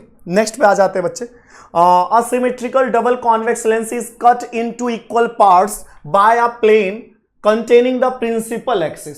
मतलब कह रहा बच्चे कि ये आपका कोई लेंस है, इसको इसके प्रिंसिपल एक्सिस के अलोंग 2 पार्ट में कट कर ले रहे हैं, ठीक है। देन आफ्टर क्या कह रहा है, if the power of the original lens was 4D the power of divided lens will be. ये कट कर दिया, अब एक पार्ट आपका बच्चे ये आ गया और ये एक पार्ट ये आ गया, ठीक, ऐसे कह रहा है। अब आप ध्यान से समझना मेरी बात को, यफ में जो बदलाव होते हैं ना वो केवल 3 तरीकों से हो सकता है। एक होता है f is directly proportional to ns, means n का मतलब है रिफ्रैक्टिव इंडेक्स, s का मतलब है सराउंडिंग, ये बदल के आप बदल सकते हो। F inversely proportional to nl, means lens की n को बदल के आप बदल सकते हो। एंड थर्ड वन है f is directly proportional to r, r को बदल के f को बदल सकते हो। अब आप बताओ क्या यहां n में कोई परिवर्तन किया है क्या? नहीं। क्या तुमने r में कोई चेंज किया है? नहीं। तो इसका मतलब इसमें इसके f में कोई परिवर्तन होगा? नहीं। अब बताओ p इज इक्वल टू क्या होता है 1/f, अगर f में नो चेंज है तो p में भी कोई चेंज नहीं होगा, जितना पहले था उतना ही अब भी होगा, तो मींस 4D ही इसका राइट आंसर हो जाएगा। आगे होगा बच्चे, होपफुली क्लियर हो गया। नेक्स्ट आ जाते हैं बच्चे, the focal length of an equiconvex lens in air is equal to either of its radius of curvature. Means आपका कह रहा है इक्विकॉन्वेक्स, इक्विकॉन्वेक्स का मतलब ये होता है कि इसका मतलब ये है ये r है तो ये भी क्या है r है, ठीक है, is equal to either of its radius. Means क्या रहा है कि जो इसका f है दैट इज आल्सो क्या है r है। तो the refractive index of the material of the lens is कितना होगा? तो अब सिंपल सा फिर से वही फार्मूला है 1/f is equal to n-1 1/r1 minus 1/r2। अगर दोनों r सेम है, ये पॉजिटिव और ये नेगेटिव, नेगेटिव नेगेटिव हो जाएगा बच्चे पॉजिटिव, तो ये आएगा 2/r इंटू n-1, हमें इसकी वैल्यू चलानी है, और यहाँ 1/f ये भी कह रहा है कितना है r से r कैंसिल। अगर हम सॉल्व करते हैं बच्चे तो 2n-2, यहां 1, 2 इधर आएगा बच्चे तो 3 is equal to 2n n is equal to 1.5, समझ में आ गया, 3/2 मीन्स 1.5। क्लियर है बच्चे? तो कौन सा सही है बच्चे? ये आपका ये फोर्थ ऑप्शन इज राइट है। नेक्स्ट आ जाते हैं बच्चे, कह रहा a beam of light of wavelength 600 nanometre from a distance source fall on a single slit. Single slit है, इसका मतलब किसकी बात कर रहा है? डिफ्रैक्शन की। डबल स्लिट होता तो इंटरफेरेंस। यहां एक बात याद करे ना, इंटरफेरेंस कितने स्लिटों से होता है? 2, बट डिफ्रैक्शन कितने से होता है? इनफाइनाइट। याद करे इस वर्ड को, हमें दिखता एक स्लिट है, एक स्लिट है, लेकिन होता जो है वो नंबर ऑफ कितने सोर्सेस की वजह से होता है? इनफाइनाइट सोर्सेस की वजह से होता है। ये इंपॉर्टेंट लाइन है बच्चा पार्टी।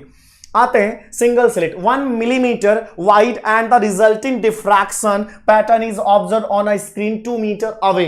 ध्यान समझो, इसमें सारी चीजें आप समझते रहो। दिस वन इज डी, ठीक है, this one is lambda and this one is आपका ए का मतलब वही डी, जिसमें ए डी जो भी आप लेते हो, स्मॉल डी या ए लेते हैं, ठीक।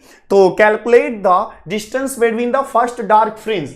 ये फर्स्ट डार्क फ्रिंज बोला आइदर साइड, मतलब कहने का ये है जैसे ये स्लिट है बच्चे, ठीक, और ये स्क्रीन है, तो ये ऐसे लाइट रे ऐसे गई, तो ये जो आपका बन रहा है गैप, इसी के बारे में आपसे बात कर रहा है, ठीक। अब हमें पता है कि अगर हम इसको मिला दें और this one is suppose that theta, तो हमें पता होता है कि इस वाले रीजन को जब हम डबल करते हैं तो पूरी ये साइज आ जाती है, ठीक। इसी को हम सेंट्रल फ्रिंज भी कहते हैं और आइदर डार्क फ्रिंजेज के बीच की गैप भी बोलते हैं, दोनों चीजें हम लोग एक ही बोलते हैं, ठीक। तो कैसे निकालते हो आप, इसकी वैल्यू कैसे लाते हो? तो आपको पता है डार्क फ्रिंज पहला बनने का तरीका होता है a sine theta is equal to n lambda first का, तो फर्स्ट का एन कितना हो जाएगा 1, तो लैम्डा, ठीक है ना। तो sine theta is equal to हो जाता है lambda by a, theta is equal to. बात को समझ लेना थोड़ा सा, देखो जैसे कि मान लो हम थोड़ा सा स्लिट बड़ी करके दिखा रहे हैं, ठीक ना, एक यहां से गया एक यहां से गया, तो जब हम यहां ड्रॉ करते हैं ये थीटा है और ये मान लेते हैं स्लिट की गैप ए है, तो देन यही होता है आपका ए साइन थीटा। अरे भाई जिधर को थीटा उधर को कॉस और ये पोर्शन क्या आएगा साइन, तो this one is a sine theta. और अगर ये किसके इक्विवेलेंट है एन लैम्डा की, तो ये क्या बनाएगा, तो ये आपका डिस्ट्रक्टिव बनाता है, डिफ्रैक्शन में डिस्ट्रक्टिव बनाता है और इंटरफेरेंस में कंस्ट्रक्टिव बनाता है, ठीक है, बात समझ में आ गई। तो फर्स्ट की बात करें इसलिए थीटा इज इक्वल टू आपका हो जाता है लैम्डा बाई ए, ठीक है ना, हाफ ऑफ द पोर्शन। अच्छा, जितना थीटा यहां बनता है उतना थीटा यहां बनता है, तो इतना थीटा इज इक्वल टू क्या हो जाएगा, सपोज करिए दिस वन इज वाई और ये बच्चे बीच की गैप डी है, तो अब बताओ theta is equal to y by d. अब theta is equal to lambda by a, तो मतलब हम दोनों को इक्वेट कर सकते हैं, तो लैम्डा बाई, देखो लैम्डा बाई ए। अब हमें y चाहिए या y प्लस वाई चाहिए, तो हमें 2y चाहिए, तो 2y is equal to 2 times कर रहे हैं बच्चे, तो 2y is equal to 2 lambda by a into d. बात समझ में आ गई होगी, ये फार्मूला कैसे आया, ठीक है। देन आफ्टर आपको वैल्यू पुट करनी है, तो वैल्यू पुट कर लेते हैं बच्चे। कितना आने वाला है 2 इंटू लैम्डा की वैल्यू कितनी की बने बच्चे 600 नैनोमीटर, मतलब 10 दी पावर माइनस 9 इंटू, ठीक है, लैम्डा हो गया डी। अब बताओ कैपिटल डी की वैल्यू कितनी बच्चे 2 मीटर, तो हम be can write here 2 metre, ठीक है, 2 लैम्डा डी। अच्छा, ए कितना की बने बच्चे 1 मिलीमीटर, तो 1 मिलीमीटर का मतलब 10 दी पावर माइनस 3। बात इतनी क्लियर हो गई होगी, ठीक है। आप सॉल्व कर लें, जो आ जाएगा वही आंसर आ जाएगा। 2 2 जा 4, 4 6 जा 24, ठीक है ना, 1 2 और यहां से बच्चे 3, तो कितना हो गया 5 इंटू 10 दी पावर माइनस 9 और प्लस 5, तो 10 दी पावर माइनस कितना आ गया बच्चे 4, 24 इंटू 10 दी पावर माइनस 4, तो ये आपका आंसर आ गया। हालांकि मिलीमीटर में गिवन है बच्चे, तो इसको हम एक पॉइंट अगर सही कर ले तो 2.4 millimetre is your right answer, ठीक है, समझ में आ गया होगा। तो ये फर्स्ट ऑप्शन आपका राइट हो गया, ठीक। नेक्स्ट पे आ जाते हैं बच्चे। An alpha particle is accelerated through a potential difference of 10 volt, ठीक है, काइनेटिक एनर्जी पूछ रहा है, तो याद करो जहां कुछ ना मीन्स ऐसे क्वेश्चन आया करे तो वर्क एनर्जी थ्योरम लगाना है, मीन्स एक टाइप की एनर्जी को दूसरी टाइप की एनर्जी में कन्वर्ट कर देना, ठीक। तो आ जाते हैं, मीन्स हमें क्या करना है भाई, हमें इलेक्ट्रिकल एनर्जी को किस में बदलना है, काइनेटिक एनर्जी।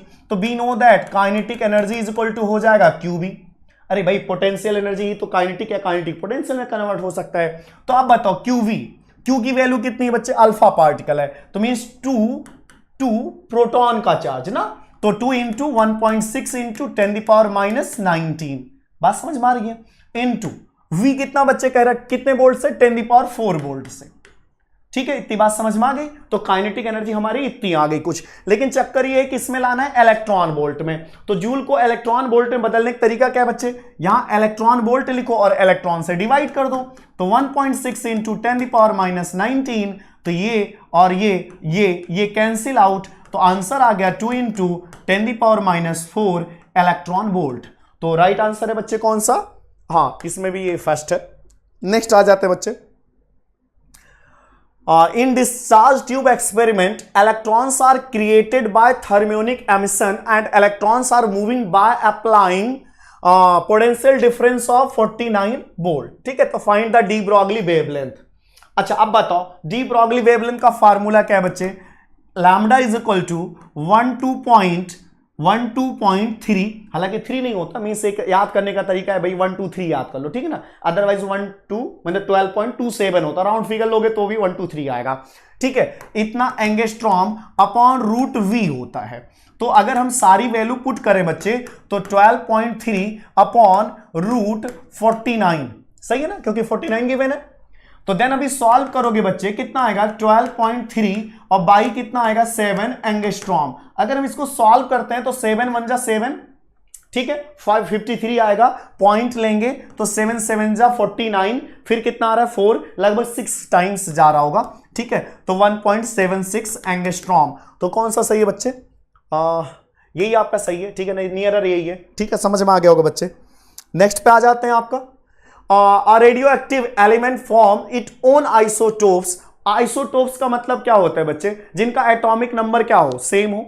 ठीक है ना, एटॉमिक नंबर जिनका सेम हो तो उसको हम लोग आइसोटोप बोलते हैं। ठीक, after 3 consecutive disintegration the particle emitted are, क्या निकला होगा या तुमसे पूछ रहा है। ठीक, समझते हैं। जब देखो बीटा निकलता है, कौन सा बीटा निकलता है भाई, देखो दो होते हैं, एक निगेटिव और एक पॉजिटिव। ठीक, बीटा नेगेटिव और बीटा पॉजिटिव। अगर आपका बीटा क्या निकलता है, पॉजिटिव निकल रहा है, बीटा पॉजिटिव निकल रहा है, तो इसका मतलब क्या होता है बच्चे, ध्यान समझो। जैसे मान लो सपोज करो, ठीक है, एक तरीका समझ जाओ कैसे क्या कुछ होता है। ठीक है, तो बीटा पॉजिटिव बीटा नेगेटिव, समझ पा रहे हो क्या कह रहा हूं। जैसे देखो जब मेसॉन्स की रिएक्शंस होती है, पॉजिटिव मेसॉन और नेगेटिव मेसॉन, तो जब देखो ये न्यूट्रॉन जब इसके साथ मिलता है तो क्या बनाता है, प्रोटॉन, और जब प्रोटॉन इसके साथ मिलता है तो बनाता है न्यूट्रॉन। ठीक, जब आपका पॉजिटिव मेसॉन भाग जाता है तो एक प्रोटॉन की आ जाती है लैक। ठीक है, जब एक प्रोटॉन की आ जाती है लैक तो एटॉमिक नंबर बीटा पॉजिटिव के निकलने पर एक की कमी आती है। अच्छा, जब यही चीज निगेटिव निकलता है तो एक प्रोटॉन की हो जाती है एक्सेस। अगर जनरली कुछ नहीं मेंशन्ड है तो इसका मतलब वो बीटा नेगेटिव है।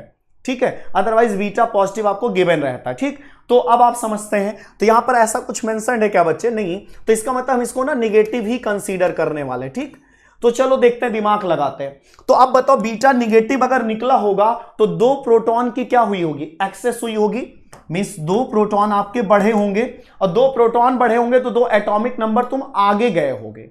फिर से वही अगर टर्म चाहिए तो 2 आपका प्रोटॉन कम करना पड़ेगा। ठीक है, तो अब बताओ 2 प्रोटॉन किसके कम करने से हो सकता है। ठीक है ना, ध्यान समझ लो मैं कहना क्या चाह रहा हूं। मतलब हमें कितनी बार कराना है, 3 आपको कराना है, 3 डिसइंटीग्रेशन, 3 में हमें ऐसा कुछ सोचना है। तो देखो 2 जब बीटा निकलेंगे तो 2 प्रोटॉन की क्या हो जाएगी, एक्सेस हो जाएगी, और अगर एक अल्फा निकाल दो तो हमें पता है 2 प्रोटॉन की लैक आती है 4 मास पे लैक, मीन 2 न्यूट्रॉन 2 प्रोटॉन की वजह से। तो हमें हालांकि इसकी बात नहीं करनी, हमें इसकी बात करनी है। तो अब बताओ दोनों बैलेंस हो गए या नहीं, इसने 2 बढ़ाया इसने 2 घटाया, तो मींस पहले वाली कंडीशन आ गई। इसका मतलब ये आया कि 2 बीटा और 1 अल्फा, सही है ना। कौन सा मैच कर रहा है बच्चे, 3 है तो 4 कर रहा है, गलत हो गया बच्चे। 2 बीटा 1 बीटा, समझ रहे हो यार ये क्या आप दे रहा है। ठीक है ना, तो ये समझ में नहीं आया, ये ऐसे भी आप तो यार ये तो देखो तो जनरली आप कर सकते थे। ठीक है ना, तो ये आपका राइट आंसर हो गया बच्चे। हाँ, नेगेटिव पॉजिटिव कुछ ऐसा करता तो थोड़ा बहुत आइडिया लगाया जा सकता था। क्लियर है बच्चे। नेक्स्ट आते हैं, according to the Bohr theory of hydrogen atom for an electron in the nth permissible orbital, तो कौन सा सही है। ठीक है ना, तो देखो कौन सा सही है अगर हम इसकी बात करते हैं तो देखो थोड़ी सी चीजें आप ना परमानेंट एन के टर्म में याद कर लो बच्चे कि r radius is directly proportional होता है एन स्क्वायर। ठीक है, velocity is velocity is inversely proportional to n, ठीक है ना, और angular momentum is directly proportional to n, mvr is equal to nh/2 pi, ठीक है। अब ये होता है, अच्छा b अगर इसके है तो मोमेंटम किसके होगा, लीनियर मोमेंटम, तो linear momentum is directly inversely proportional होगा n के, ठीक है। This one is angular momentum, ठीक है। अब आप देखो इन्हीं के साथ हम लोग बात कर रहे हैं, रेडियस ऑफ ऑर्बिट, ठीक है ना, क्या ऐसा कर रहा है, नहीं, ठीक है ना। एंगुलर मोमेंटम नहीं, 1/, नहीं करता। Velocity is directly proportional n, नहीं। मींस लीनियर मोमेंटम, ये हाँ बिल्कुल सही है। तो कौन सा राइट आंसर है बच्चे, फोर्थ आपका राइट आंसर है, ठीक है। ये वैल्यूज आपको याद होंगे बच्चे, टर्म याद होएगा, ठीक है। नेक्स्ट पे आ जाते हैं। The count rate from 100 centimetre cube of a radio active liquid is C। मतलब कह रहा है कि अगर 100 सेंटीमीटर क्यूब का कोई रेडियो एक्टिव लिक्विड है तो उसका जो रेट है, मतलब जो डिके हो रहा है, that is suppose that C है, तो कह रहा है कि some of this liquid is now discarded, means खत्म हो जा रहा है, मींस ऐसे कुछ हो रहा है, तो the count rate of the remaining liquid is found to be C/10 after 3 half life. 3 half life अगर टाइम जब बीत जाता है तो उसका रेट C/10 हो जाता है, ठीक है ना।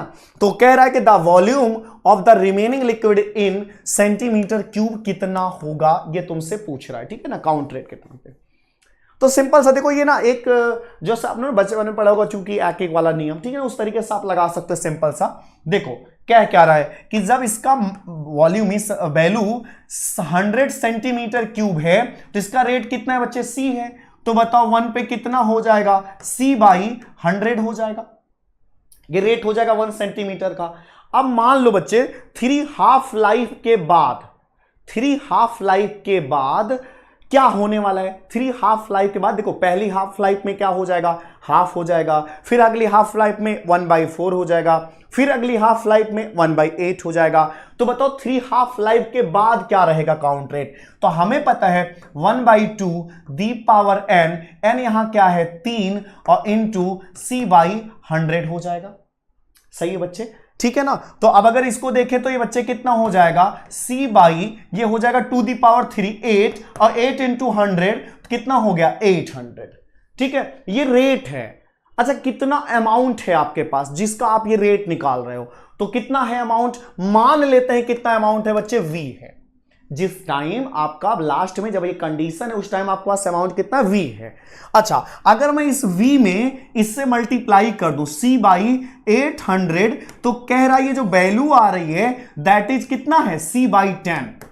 अकॉर्डिंग टू द क्वेश्चन जो बचा है उसका अब रेट कितना है डिसइंटीग्रेशन का, कितना है C/10 है, ठीक है। तो अब अगर हम इसको सॉल्व करें तो C से C बच्चा कैंसिल हो गया, 0 से 0 कैंसिल हो गया, तो V इज इक्वल टू कितना आ गया 80 सेंटीमीटर क्यूब आ गया।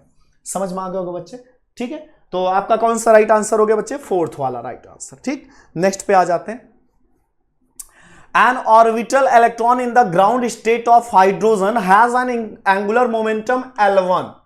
मतलब एक हाइड्रोजन है, हाइड्रोजन का जो ग्राउंड स्टेट का इलेक्ट्रॉन है that is revolving with angular momentum L1। अच्छा L का फार्मूला क्या है बच्चे, NH/2π, सही है। चलो आते हैं नेक्स्ट पे, कह रहा है कि N orbital electron in the ground state of lithium has an angular momentum L2, ठीक है ना। अब अगले की बात कर रहा है उसका कितना है, L2 है, ठीक है। ये L1 हो गया, ये हाइड्रोजन की बात कर रहा है तो N कौन से ग्राउंड फर्स्ट की अगर बात कर रहा है तो N तो 1 समझ गए होगे, H2π मींस इसमें सारा का सारा क्या है, कांस्टेंट है।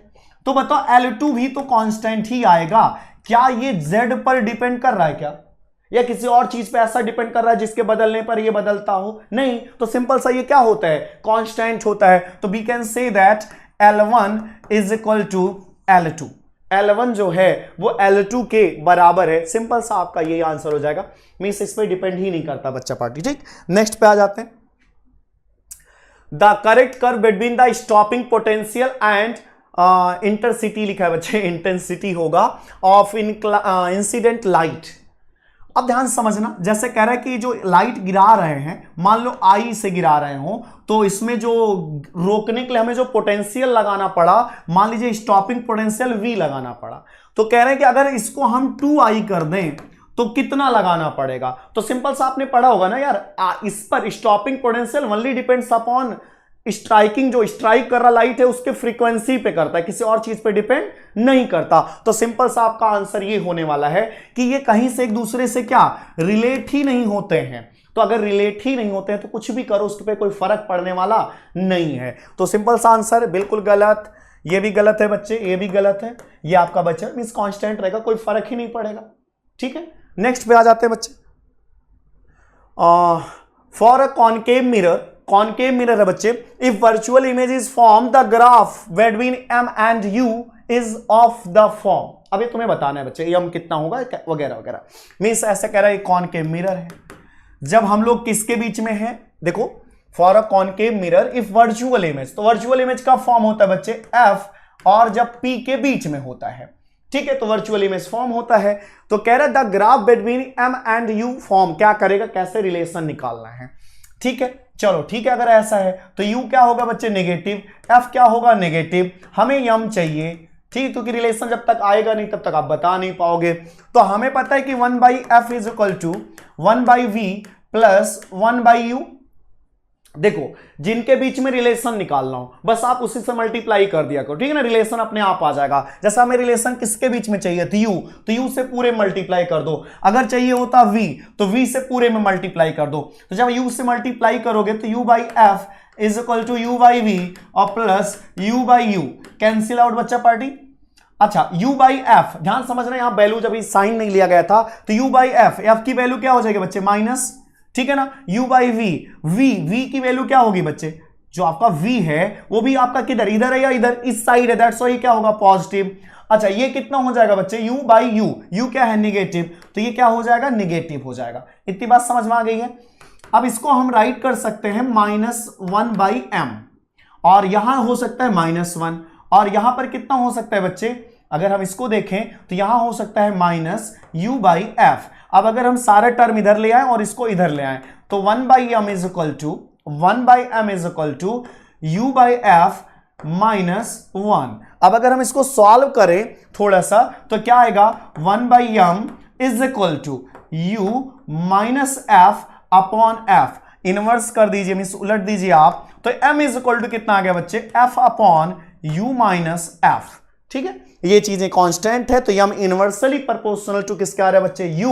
तो हमें पता ऐसा अगर होता है तो ग्राफ कैसा बनता है, मींस ये आपका कम हो रहा है, ये कम हो रहा है तो ये क्या करेगा ज्यादा होएगा। समझ में आ रहा होगा बच्चे, ठीक है, आपसे एक स्पेशल केस की बात कर रहा है तो आपके दिमाग में हो सकता है ये वाला आ रहा हो, ठीक है ना, ये चीज, तो थोड़ा सा इसमें कॉन्सेप्ट लगेगा, ठीक है ना, कि कैसे क्या होता है। तो यम की वैल्यू क्या होती जाती है, बढ़ती जाती है, सही है ना, बात समझ में आया। ठीक है, ये घटेगा तो ये बढ़ेगा, तो मींस आपका राइट आंसर कौन सा होने जा रहा है, ये आपका राइट आंसर हो जाएगा। समझ में आ गया होगा बच्चे, FM, हाँ F तक जब तक जाएंगे ठीक है, सही, ठीक है। नेक्स्ट पे आ जाते हैं बच्चे।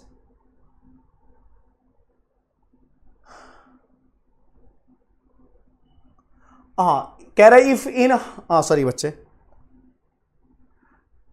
यही है कि और पीछे चला गया, हाँ यही है, ठीक है। कह रहा है 2 pulses travel in mutually opposite direction.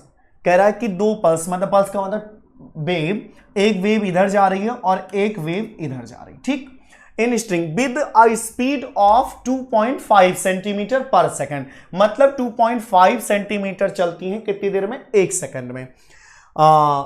As shown in the figure, ये बच्चा पार्टी, ठीक है, ये तो ऑप्शंस हैं जो भी है। Initially the pulses are 10 centimetre apart, initially दोनों क्या हैं 10 सेंटीमीटर दूर हैं।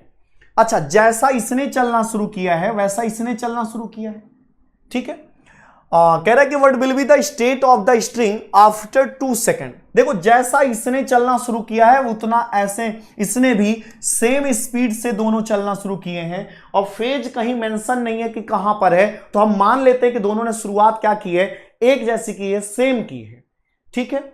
आ रही होगी बात समझ में। अच्छा अब बताओ, दोनों की स्पीड अगर सेम है तो जितनी भी देर चलेंगे ये दोनों साथ में, तो इसका मतलब क्या है, दोनों ने जो पाथ कवर किया होगा वो ऑलमोस्ट क्या होगा, सेम होगा। हालांकि मेंशन नहीं, अगर मेंशन होता तो हम एक और एग्जैक्टली कर पाते, लेकिन अगर ऐसा हो रहा है तो जैसे मान लो यहां मीट कर रहे हैं, तो जिस फेज में ये होगा उसी फेज में ये होगा क्या, नहीं, गैप होगा, कितने का, पाई का। तो अगर दोनों सेम टू सेम हैं, जैसे आप ऐसा समझ लो दो वेक्टर, एक अगर इधर लगा हो एक इधर लगा हो, सब कुछ अगर सेम हो, डायरेक्शन अपोजिट हो, तो रिजल्टेंट क्या आएगा बच्चे, जीरो आएगा, मींस ना के बराबर आएगा। तो हम कह सकते हैं कि कोई भी उस टाइम पर एम्पलीट्यूड मींस इस टाइप से कुछ नहीं होगा, इंटेंसिटी उस टाइम पे जीरो होगी। आई बात समझ में? तो मींस कौन सा ऑप्शन सही है बच्चे, आपका ये ऑप्शन सही हो जाएगा। क्लियर हो गया होगा? ठीक है, नेक्स्ट पर आ जाते हैं बच्चे, अगला है आपका क्वेश्चन। ठीक है, अगला क्वेश्चन है बच्चे ये कि if in hydrogen atom radius of nth orbit is Rn, ठीक है, frequency of revolution of electron in nth orbit is Fn, तो choose the correct option. Means आपको ना जो ग्राफ बना हुआ है हमारा, वो बना हुआ है Rn और आपका बना हुआ है n के बीच में, और बना हुआ है बच्चे Fn में नहीं बना है, लॉग में बना हुआ है, ठीक है ना। तो दिमाग लगाते, ये सारा ग्राफ जिसमें बना है n के टर्म में बना है। तो थोड़ा सा मैं आपको कंडीशनल कराता हूं। देखो r इज डायरेक्टली प्रोपोर्शनल क्या होता है, n स्क्वायर। बात क्लियर है इतनी? तो अगर r is directly proportional to n square, तो बताओ Rn upon Rn means n का मतलब nth की बात कर, Rn अपॉन R1, ये सारे बच्चे अगर आपको ना दिख रहा हो ना तो ये R1 है, ठीक। तो उसके टर्म Rn अपॉन R1, तो क्या हो जाएगा, n अपॉन 1 का होल स्क्वायर। ठीक है, ये बात समझ में आ रही है? पहला समझ में आ गया होगा टर्म। दूसरा term Rn upon n1 is equal to n square. ठीक है बच्चे, हम ऐसा क्यों कर रहे हैं, क्योंकि हमें ना दिख रहा है कि यहां लॉग लेना है, ठीक है ना। तो बोथ साइड का अगर हम लॉग लेते हैं तो लॉग कितना आएगा बच्चे, लॉग जो आएगा आपका, जो लॉग आने जा रहा है वो लॉग आएगा Rn अपॉन एक मिनट बच्चे, R1, ठीक है ना। तो R1 इज इक्वल टू आ जाएगा लॉग n स्क्वायर। एक मिनट, अगर हम लोग यहां ध्यान से देखें बच्चे, n स्क्वायर तो ठीक है नहीं बन रहा, अगर हम n में लेना चाहें यहां पे तो ले सकते हैं क्या? ठीक है, एक कॉल आ गई थी यार, ठीक है, दैट्स वाई। देखो n दी पावर 2 है बच्चे, ठीक है ना। तो अगर हम इसको इधर ले आए, क्योंकि हमें दोनों ऑप्शन भी दिख रहा था तो हम लोग ऐसा चेक कर रहे थे, ठीक है। तो देखो ध्यान से, अगर हम इसको इधर ले आए तो क्या हो जाएगा बच्चे, लॉग एक मिनट बच्चे, लॉग Rn और बाई R1, तो यहां क्या आ जाएगा बच्चे, 2 log n, ठीक है ना। ये भी एक ऑप्शन सही होता दिख रहा है। अच्छा, अब इसको देखो हम क्या मान सकते हैं बच्चे, y, और इसको क्या मान सकते हैं बच्चे, x, और ये हो गया 2x। तो y is equal to 2x आ रहा है, तो मीन्स ये हो सकता है, ठीक है। तो हालांकि बीचों बीच जा रहा है, इसलिए दैट्स वाई थोड़ा सा एरर का चांस लग रहा था, ठीक है, इसलिए उस पर मेंशन नहीं किया, ठीक है। लेकिन हाँ, हो सकता है, पॉसिबिलिटी है कि अगर ये थोड़ा सा गैप जो हो वो थोड़ा सा ज्यादा हो, मीन्स इस साइड टाइप से कुछ हो, एंगल का थोड़ा सा गैप, ठीक है, बीचों बीच नहीं, हाँ, लेकिन ठीक है, अगर कुछ मेंशन नहीं है तो फिर है ही कहीं से गया जा रहा हो। अच्छा, इसकी बात कर ले, Rn is directly proportional to n the power 2, तो इसका मतलब क्या है बच्चे, ये और ये के बीच में क्या है, ये 1 है, ये 2 है, तो मीन्स क्या बनेगा, पैराबोला। तो ये तो आपका सही है। अगला बच्चे हम फ्रीक्वेंसी चेक कर लेते हैं, ठीक है। फ्रीक्वेंसी का क्या सीन है तो देख लेते हैं बच्चे। अब देखो, V इज डायरेक्टली प्रोपोर्शनल होता है किसके, इनवर्सली प्रोपोर्शनल होता है किसके, n के, ठीक है ना।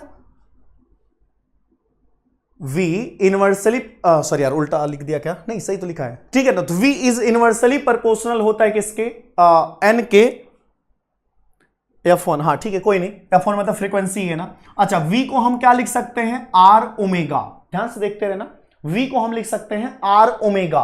अच्छा, अब ध्यान सुनना, अब R omega is directly proportional 1/n, समझ में आ रही होगी बात, समझ में। अब देखो, R भी तो डिपेंड करता है किसी चीज पे, किस पर, n दी पावर 2 पे, सही होगी बात, समझ में आ रही होगी, ठीक है ना। मैं फिर से समझा दे रहा हूं, कोई नहीं। देखो, हमें पता है कि जितना आपका जो वैल्यूज है, जो कुछ आपका डिपेंडेंसी है, वो डिपेंडेंसी कैसी है, ठीक है ना। तो R की पावर या इन किसी की भी पावर, वो कैसे डिपेंड करता है, इसकी अगर हम बात करते हैं, ठीक है ना। तो देखो, V इज डायरेक्टली प्रोपोर्शनल किसके आता है बच्चे, 1 इनवर्सली प्रोपोर्शनल 1/n। और r किसके आता है बच्चे, r जो आता है वो आता है डायरेक्टली प्रोपोर्शनल, वो आता है n स्क्वायर के, ठीक है, n स्क्वायर के। अब अगर हम इसको दोनों को डिवाइड कर दें, दोनों को डिवाइड कर दें तो b/r किसके आने वाला है, ये डायरेक्टली प्रोपोर्शनल हो जाएगा किसके, 1/n क्यूब के, ठीक है, 1/n क्यूब के, ठीक।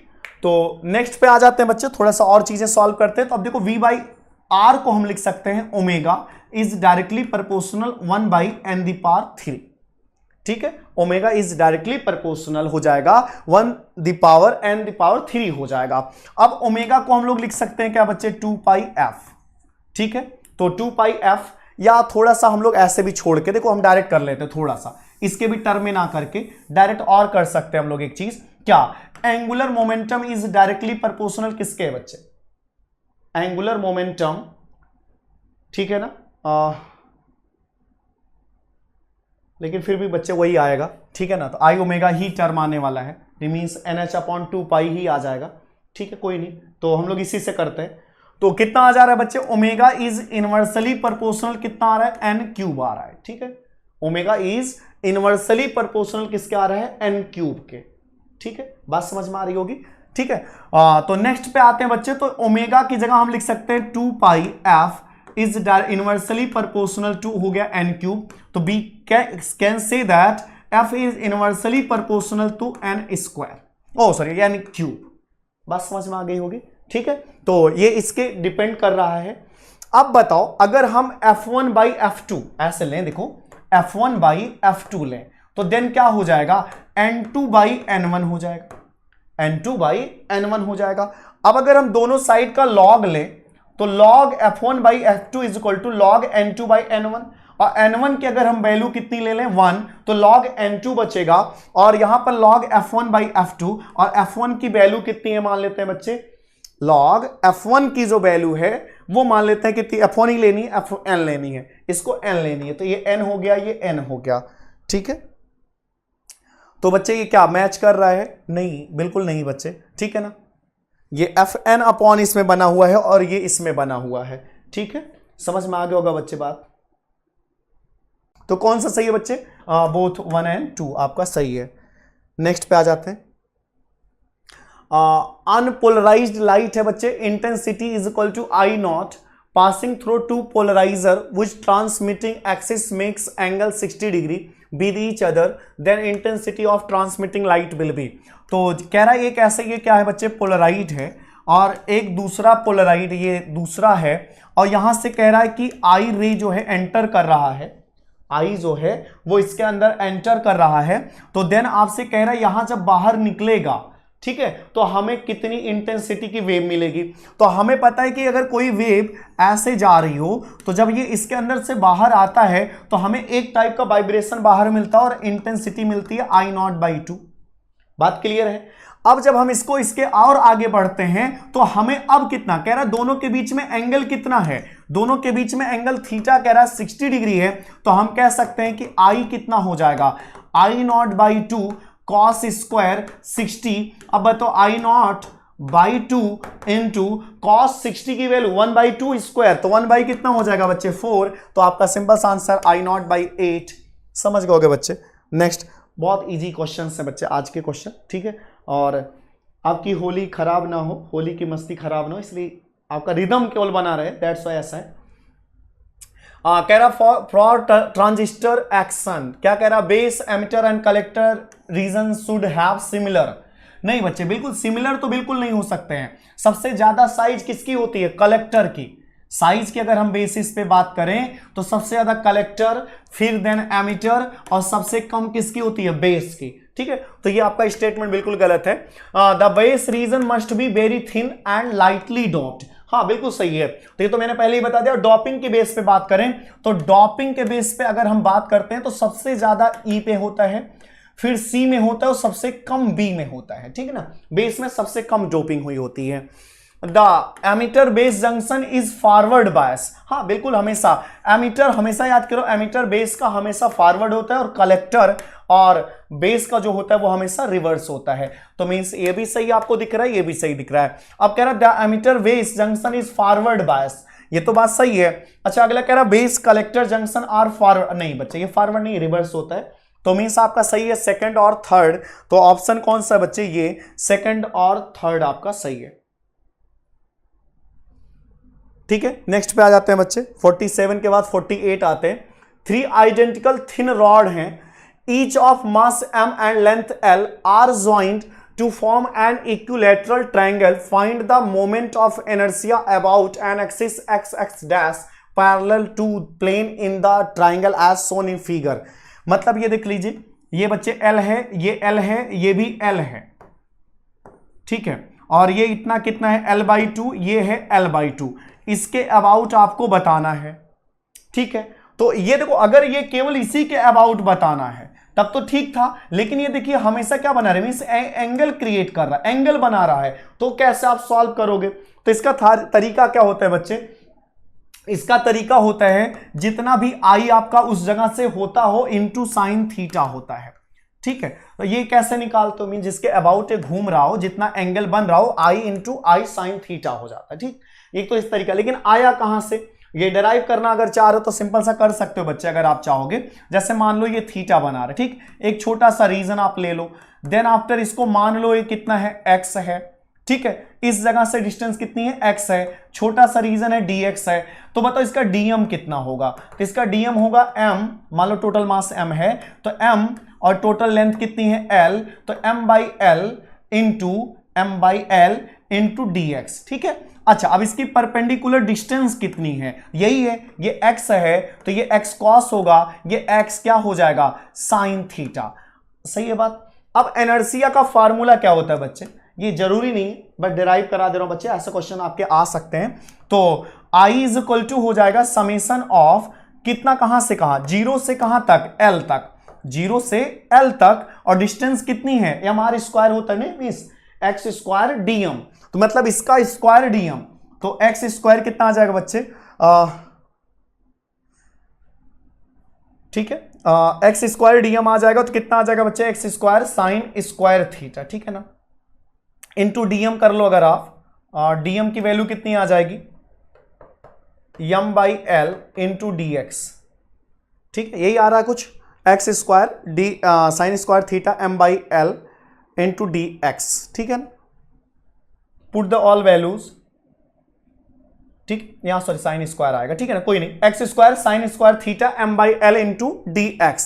ठीक है, तो सबकी अगर हम वैल्यू पुट करते हैं, एक्स स्क्वायर ही यहां पर इंटीग्रेट होने जा रहा है बच्चे, तो साइन स्क्वायर थीटा और m बाई कितना आ जाएगा बच्चे, l, sine square theta m/l आ गया बाहर। अब एक्स स्क्वायर का कितना हो जाएगा, एक्स क्यूब, और बाई कितना आ गया 3, कहां से कहां, 0 to l, put the all values, तो कितना आ जाएगा बच्चे, m/l, देखो m/l साइन स्क्वायर थीटा। ठीक है ना, अब यहां देखो वैल्यू रखोगे तो कितना आ जाएगा, l क्यूब, और बाई कितना आ जाएगा 3, कैंसिल आउट होगा, कितना आएगा 2, तो आपका आंसर क्या आ रहा है बच्चे, l square by 3 into sine square theta. ठीक है, ये थोड़ा सा याद कर लेना, स्क्वायर होता है, ठीक है ना, गलती से लिख दिया। ठीक है, तो कितना होता है, ml square by 3 into sine square theta. तो जब भी कभी किसी रॉड का निकालना हो तो आप निकाल सकते हो। ठीक, अब देखो ये L है, ये L है, ये L है, तो ये 60 होगा तो कितना हो जाएगा, 30 हो जाएगा। ठीक है बच्चे, तो देखो अब हमें कैसे आइडिया लगाना है, कैसे हमें फाइंड करना है, तो अलग अलग बार निकालेंगे हम लोग। तो इसका देखो इसी के अबाउट जा रहा है, तो इसका वैल्यू तो हमें पता है, ml स्क्वायर बाई क्या होता है 12 प्लस, अब देखते रहना बच्चे, इसका कितना होगा, इतना होगा। अब थीटा की वैल्यू कितनी है 30, और 30 की वैल्यू कितनी हो तो 1/2, 1/2 का स्क्वायर कितना हो जाएगा 1/4, तो कितना हो जाएगा ml स्क्वायर बाई 3 इंटू 1/4। ठीक है, एक बार और इतना है तो हम इंटू क्या कर सकते हैं, 2 कर सकते हैं, 2 से कट करोगे 2 आएगा, तो कितना आया बच्चे ml स्क्वायर बाई 12, और प्लस यहां कितना आ जाएगा बच्चे ml स्क्वायर, और यहां बाई कितना आ जाएगा 6। सही है, अब अगर हम इसको सॉल्व करते हैं बच्चे तो एलसीएम जो आपका आ रहा है वो एलसीएम आएगा 12 और 6 का, कितना आएगा बच्चे 12 और 6 का एलसीएम जो आएगा वो आएगा 12, और यहां पर कितना आएगा 3ml स्क्वायर, 3 से कैंसिल आउट करते हैं तो कितना आएगा 4ml स्क्वायर बाई 4। आपका आंसर आ जाएगा। कौन सा ऑप्शन सही बच्चे, थर्ड। ये लॉजिकल है थोड़ा सा, ठीक है, चीजें आप कर लेना। आते हैं बच्चे, अगला है the equivalent resistance between points A and B with switch S open and close are respectively. मतलब एक बार ये क्लोज है और एक बार ये ओपन है। जब ये ओपन होगा तो केवल इनका इनका लेंगे सॉल्यूशन, तो ये दोनों किस में बच्चे, सीरीज में है, आ रहा है समझ में। और जब ये क्लोज हैं तो ये तीनों सीरीज में, मतलब ये और ये पहले तो सीरीज में जोड़ेंगे फिर देन पैरेलल में। तो आ जाते हैं बच्चे, इजी सा क्वेश्चन है ये। तो अभी इसको हम नहीं ले रहे हैं। तो ये कितना हो गया 18, ये कितना हो गया 18। अब बताओ 18 क्या होगा, सेम सेम है, तो 18 बाई कितना करोगे 2, कैंसिल आउट कितना आएगा 9, ठीक है ना। अच्छा जब ये जुड़ गया तो देन देखो 18 कितनी बार, 3 टाइम्स है, तो 18 बाई 3 कैंसिल आउट कितना आएगा बच्चे 6। तो राइट आंसर कौन सा बच्चे, ये आपका फोर्थ वाला राइट आंसर है, ठीक है। नेक्स्ट पे आ जाते हैं। With what minimum acceleration can a fireman slide down a rope whose braking strength is 2/3 of his weight? एक कह रहा बच्चे, एक रस्सी है और कह रहा है कि रस्सी जो है ना उसके अपने वेट का 2/3 होल्ड कर सकता है। तो कहने का मतलब यह है कि इसका जो टी है, जो मैक्सिमम टेंशन को फेस कर सकता है, वो है 2/3 mg, ठीक है। अच्छा वो जो बंदा हैंग कर रहा है उसका अपना वेट कितना है mg, और अगर वो नीचे आ रहा है तो इसका मतलब क्या आ रहा है कि जितने एक्सेलरेशन से आ रहा होगा इसका मतलब mg आ जो रहा होगा mg minus 2/3 mg is equal to ma। M से m कैंसिल आउट हुआ बच्चे, और g माइनस 2/3 तो 2/3g, तो आएगा कितना g/3 is equal to a। तो मीन्स आपका ये राइट आंसर हो गया कौन सा, g/3, मीन्स ये वाला आपका राइट आंसर समझ में आ गया होगा, वो पुलिस समझ में आ गया होगा, ठीक है। बच्चा पार्टी ये वाले में